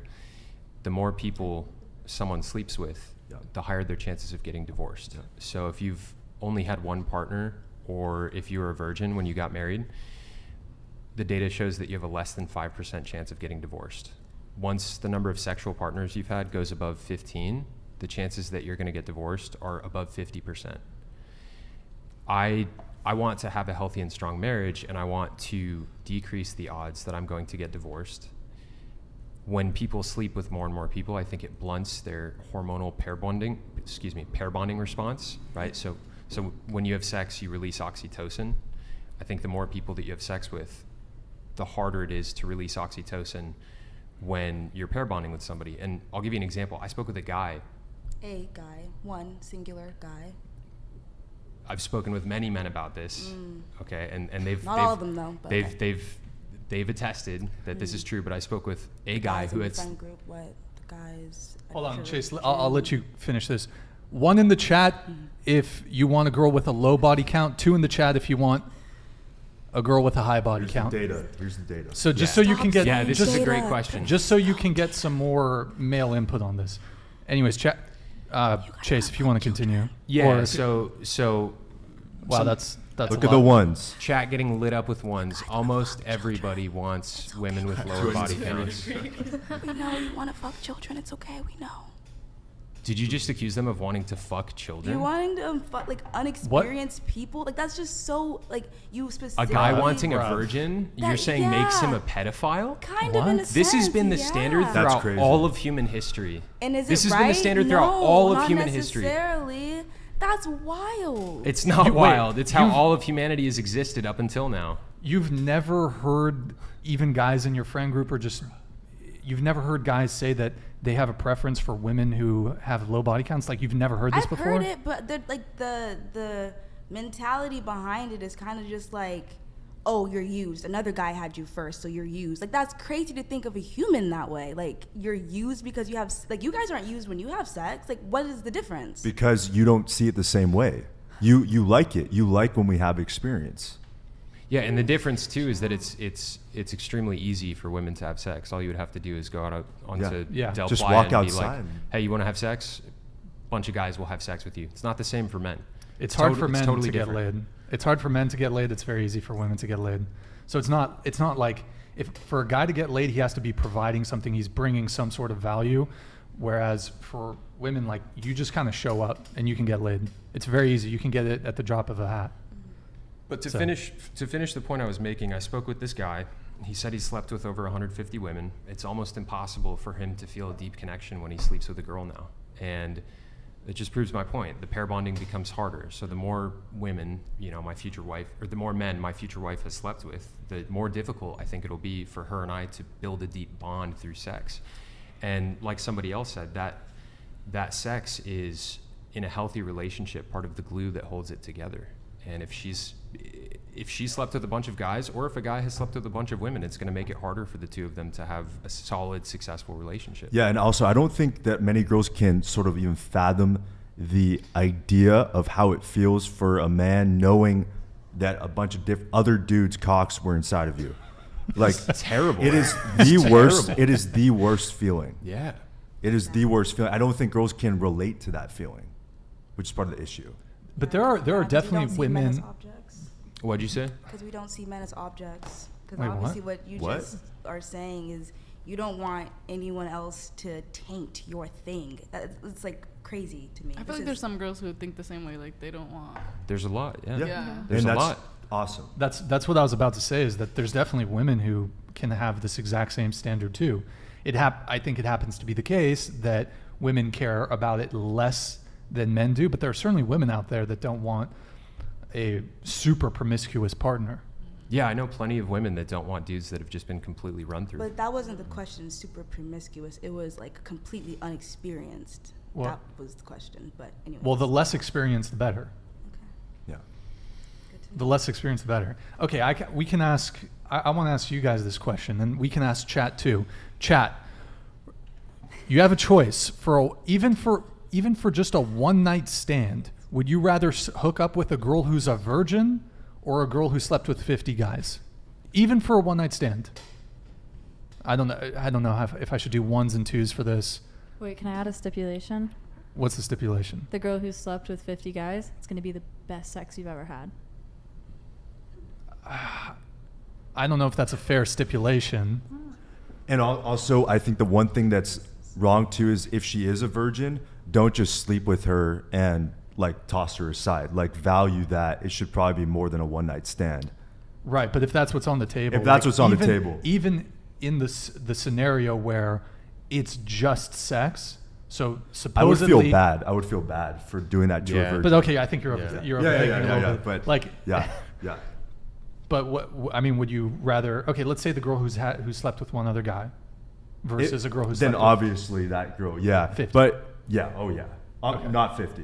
The girl one with one, with of one. course. Yes, Chase? yes. Well, you're waiting till marriage, right? Yeah, I mean, Chase? if I wasn't waiting for marriage, honestly, I'd probably want what Hensley said. But if it's a girl with like a 50 body count, I'm not gonna touch it anyways. Like, bro,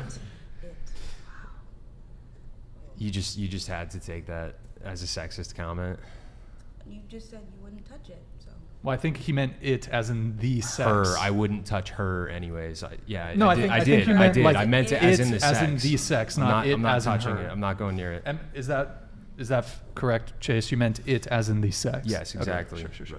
She doesn't just become an it because she slept with 50 dudes. She's still a person. She's still a human being. Yes. Okay, you don't have to look at everything I say through this lens of like sexism and all this stuff. Let me add one what more. you know you're doing. I just picked up on what I heard. Yeah. Okay. Let me also add one other reason why someone with a low, actually two other reasons why someone with a low body count is something that men value. One is obviously the STD thing. If you have a high body count, then there's a greater likelihood, the more sexual partners you've had, there's a greater likelihood that you could have an STD. The second thing is it's an evolutionary biological thing for men to prefer sexual purity in women, to prefer women with a 0 body count or a very low body count. And the reason for that is fertility. Sorry, not fertility, that's another thing. The reason for that is paternity. So a woman who is promiscuous, if she's slept with a bunch of guys and then you get with her, and this is like in an evolutionary context, if she has a child back in the caveman days, you cannot guarantee who the father is if she's sleeping with a bunch of men. So evolutionarily, men have a hard wiring to prefer, strong preference for sexual purity in women. It's a biological, evolutionary, hardwired thing. Just like how women have, there's evolutionary biological hardwirings that they find attractive in men. Height, for example. Larger physical stature, these sorts of things. This is a evolutionary thing that women care about. I know, we learned it in evolution. Also, right, but I'm trying to explain to you why men care about. No, I understand that, but when you like devalue a woman because of that, that's the part that is like. But people devalue and value people all the time based on any number of factors. I know, it's really sucky. And paternity fraud. Normal, it's fine. Paternity fraud is a real thing that's much more common than I think many people realize. can be anywhere between 5% to 20% of the father that's raised the kids is not the biological father, and that's a really sad thing. Is that really how high it is? Up to 20%? It's a shocking percentage. It's pretty high. Holy shit, dude. Yeah. Bruh. Yeah. I'm curious what the ladies think. Yeah, Would did everyone get to give their take on the body count thing? I don't even remember what the original question was. Well, do they think men care about body count? Was that it? No, the original question was just, would they take issue with a guy, or is it wrong? Do you think it's wrong if a guy cares about a partner's sexual past? Did you guys answer? Yeah, so I mean, I think it's valid. Like, I would probably want the same thing, you know. Okay, what about you? I feel like they shouldn't care. The guys should not care about body count. Okay, fair. And then Chun-Li, what do you think? Oh, sorry. What was the question again? If Is it wrong for guys to care about body count? No, because you think about like sexual health. It's valid. You know, you don't want to be passing around diseases. Excellent point. Yeah, diseases, and again, it's like not even the disease part. That's like even second. It's just the fact that you gave yourself up to so many guys so easily. I think that it's wrong to value that over the disease part. I think that's what's wrong, is that you shouldn't think like, oh, she's really experienced, that's so bad. I think you should more consider like, oh, you know, well, it's going to lead to like more than likely it's going to lead to a relationship that's unstable. I'm going to then be dealing with all of her baggage from all of the previous men that she was with. Yep. But what baggage? Like, women fall in love so easily with men when they have sex with them. Mm-hmm. I've met so many girls that like just never could get over that one ex that you know they slept with and was the best they ever had. That's so common in women. And if they're having lots of sex and then they remove emotion, by that time it's far too late. Then they're totally screwed. Then it's like they've had 10 partners, 20 partners, whatever, and they can't pair bond with the guy that they're with now. So. Yeah. All right. By the way, guys, we're going to wrap up here soon in about 10 minutes, so get your last minute super chats in if you want. I had a question for them. Sure, on go ahead. The body count thing. Go ahead, Would you Chase. guys, if you had a preference, or if you had the choice between, you know, a long-term partner, maybe, I know you don't want to get married, but like a marital prospect, if you had the choice between a guy with a high body count, we're talking 50 plus, versus a lower body count, which would you guys prefer? Hensley, do you want to go first? This doesn't really answer your question, but I wouldn't ask. It's really just like. So you don't care? How well they could treat me sexually. Maybe I can also add to this. If a guy told you met a guy, he was cool, whatever, but he told you, I'm a virgin, would that sort of dissuade you a little bit? Yeah. Okay. So if you disregard my thing, but if you can answer Chase's. It was high body count versus low. Yeah, if you had the choice between a guy with a really high body count versus a low one. I know chat's in love with you, but you gotta pay attention. Go ahead. I would say low. Okay. Probably for the same reasons that you guys said it, and for diseases as well. I would say I wouldn't care as long as they were healthy. So wait, hold on.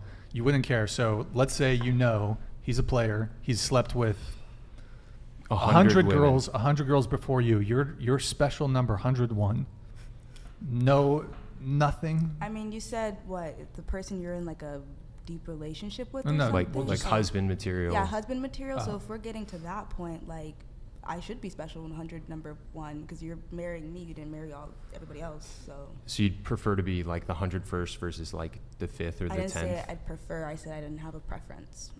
It doesn't like, it's not a factor for me how it is for you guys. It seems to be. But between those two, the question was if you had the choice being with a guy with a high one, you know, let's say you're 101st. If you had the choice to be 101st or 10th, which would you prefer?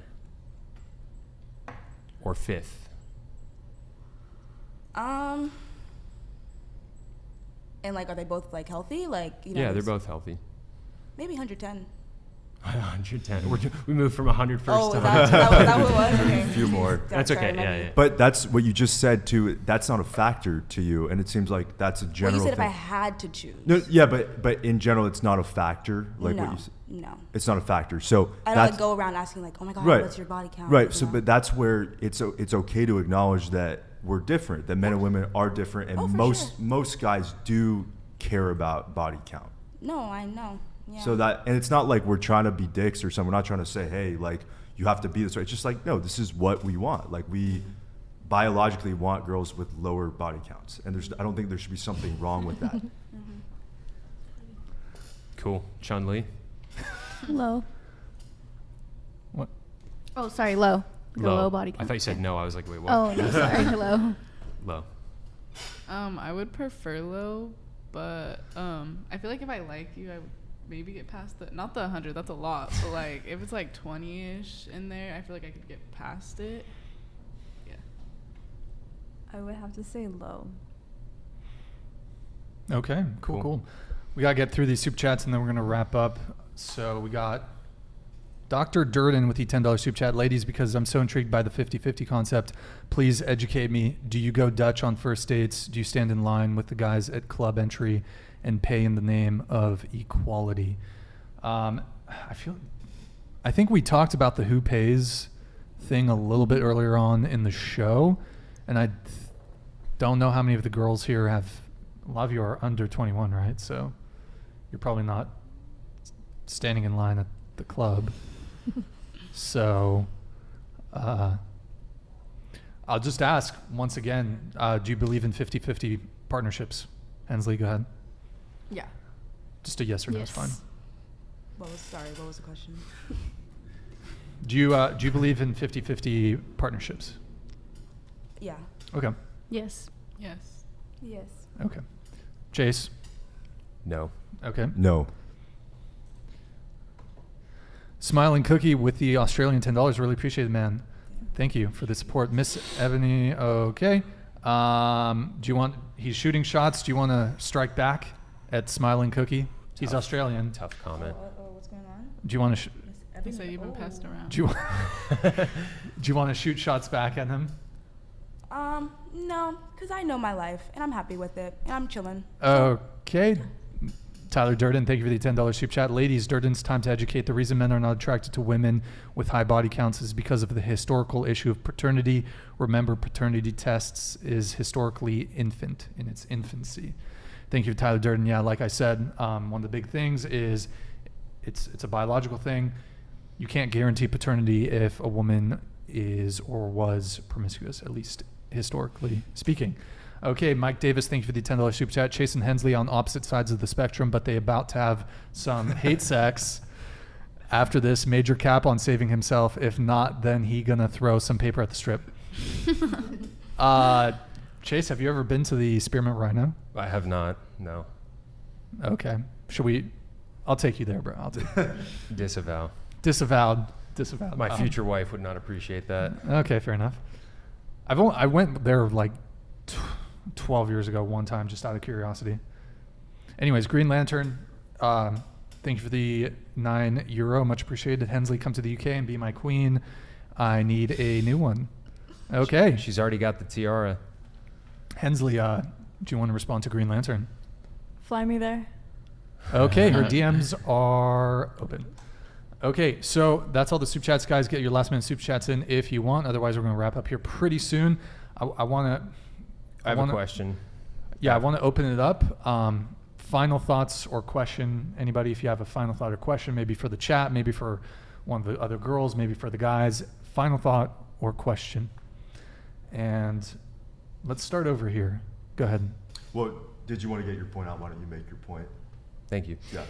Earlier in the conversation, you said that a ton of dudes have slid into your DMs. You don't really answer any of them. You often don't get them from cute guys. If a good-looking guy slid into your DMs, would you answer him? And it wasn't like a creepy question. Yeah. Yeah. Yeah.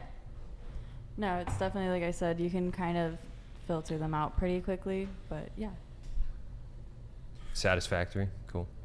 Yeah, I'd say the one main point that I really want to make is that I do think that we are in somewhat of a gender war right now. I think that there is two polar opposite views, and I think that if we can find a way to sort of communicate with each other, especially with younger women who, you know, are the next generation, about these issues, and we can talk about it in a way that comes across well and that it's not hateful, it's just working together to say, hey, men actually like these things, women like these things, it's okay to be different, we don't have to be 50-50 in a relationship, some guys can do certain things, girls can do certain things better, that's okay. And I think it's just having that discussion in a healthy manner.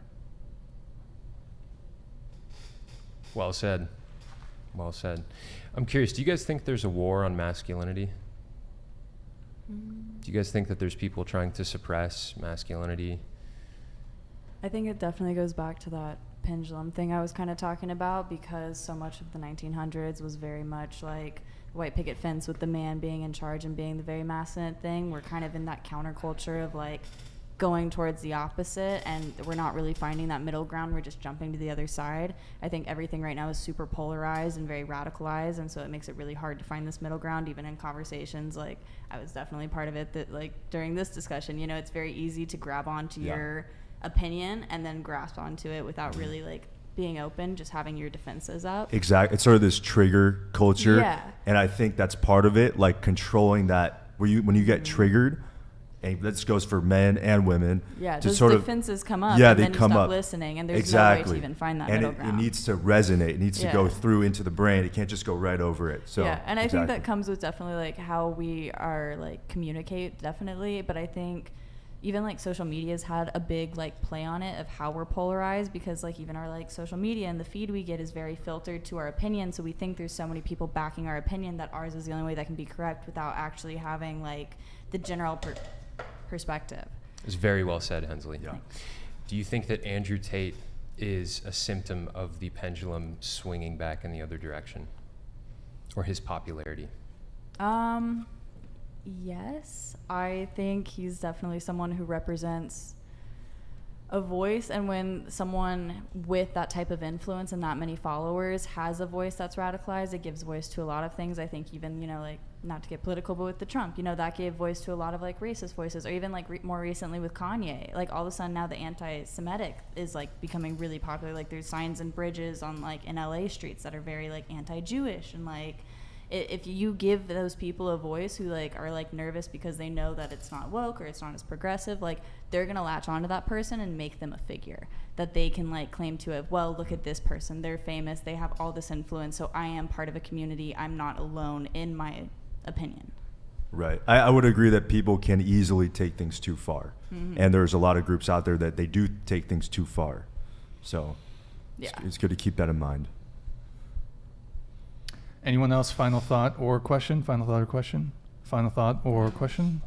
Chun Li? Yeah, I think we just need to work towards more communication and understanding, and trying to, you know, maybe not reach a middle ground, but understand everybody and their own opinions, and, you know, give them the props for that. Amen. Final thought or question? Okay. Hensley?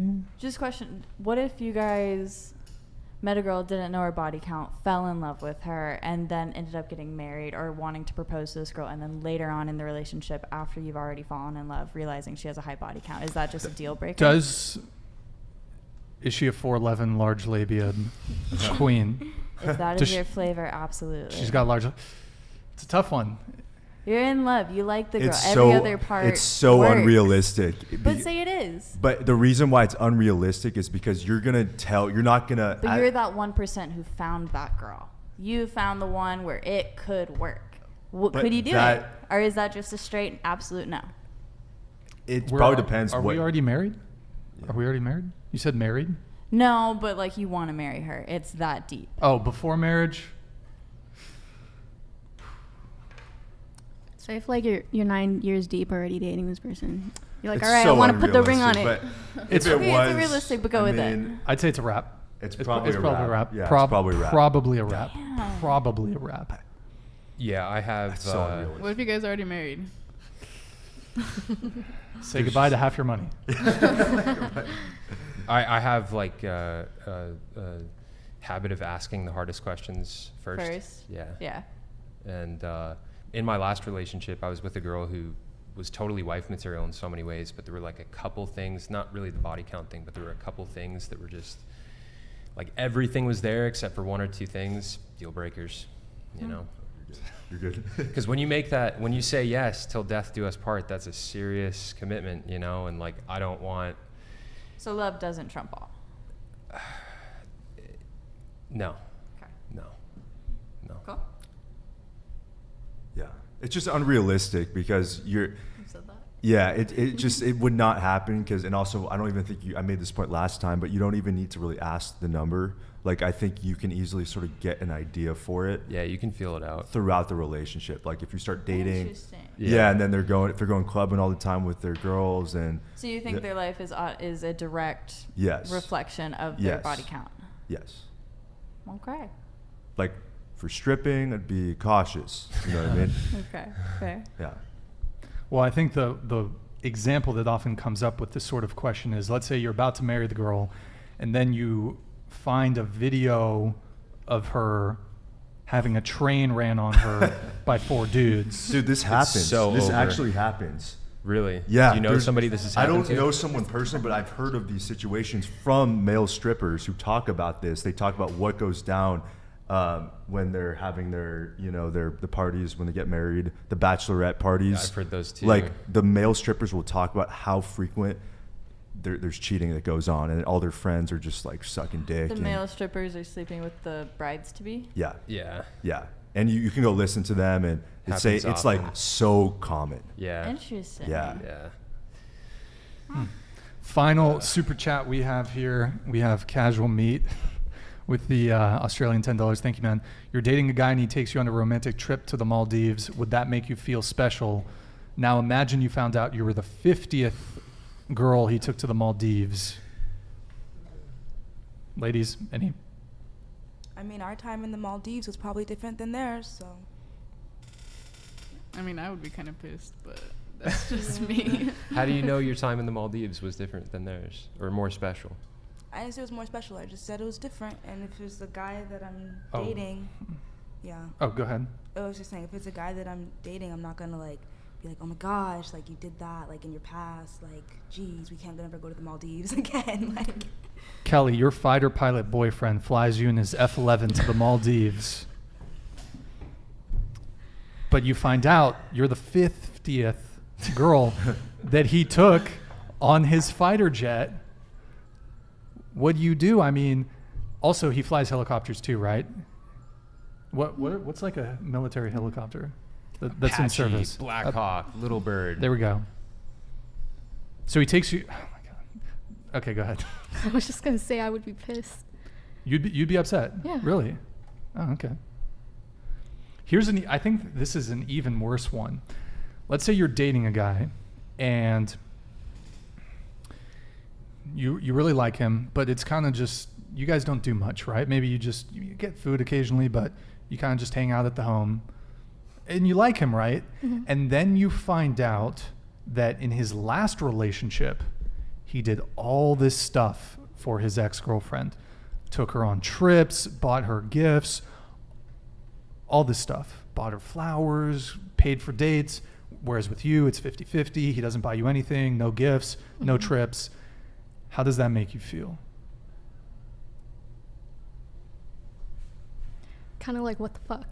Like, like you were able to do that for her, but not for me. Like, what's the difference between us? Mm-hmm.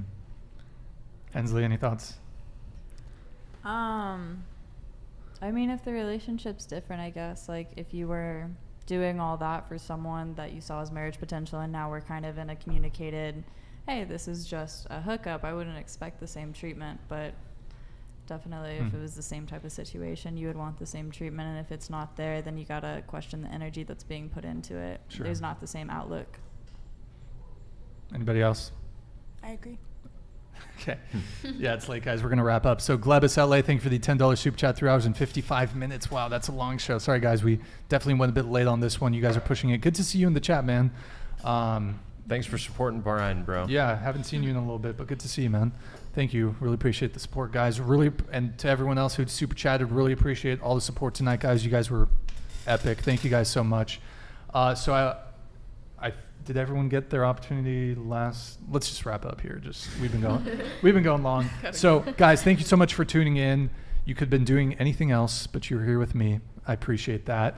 Big thank you to the wonderful panel. Thank you guys so much for coming on. I know we had some little heated moments, some heated discussion, but that's good. That's good. It's good to have debate and disagreement. I think that's the basis of being able to communicate and share. So anyways, thank you so much, guys, for coming on. You guys were great.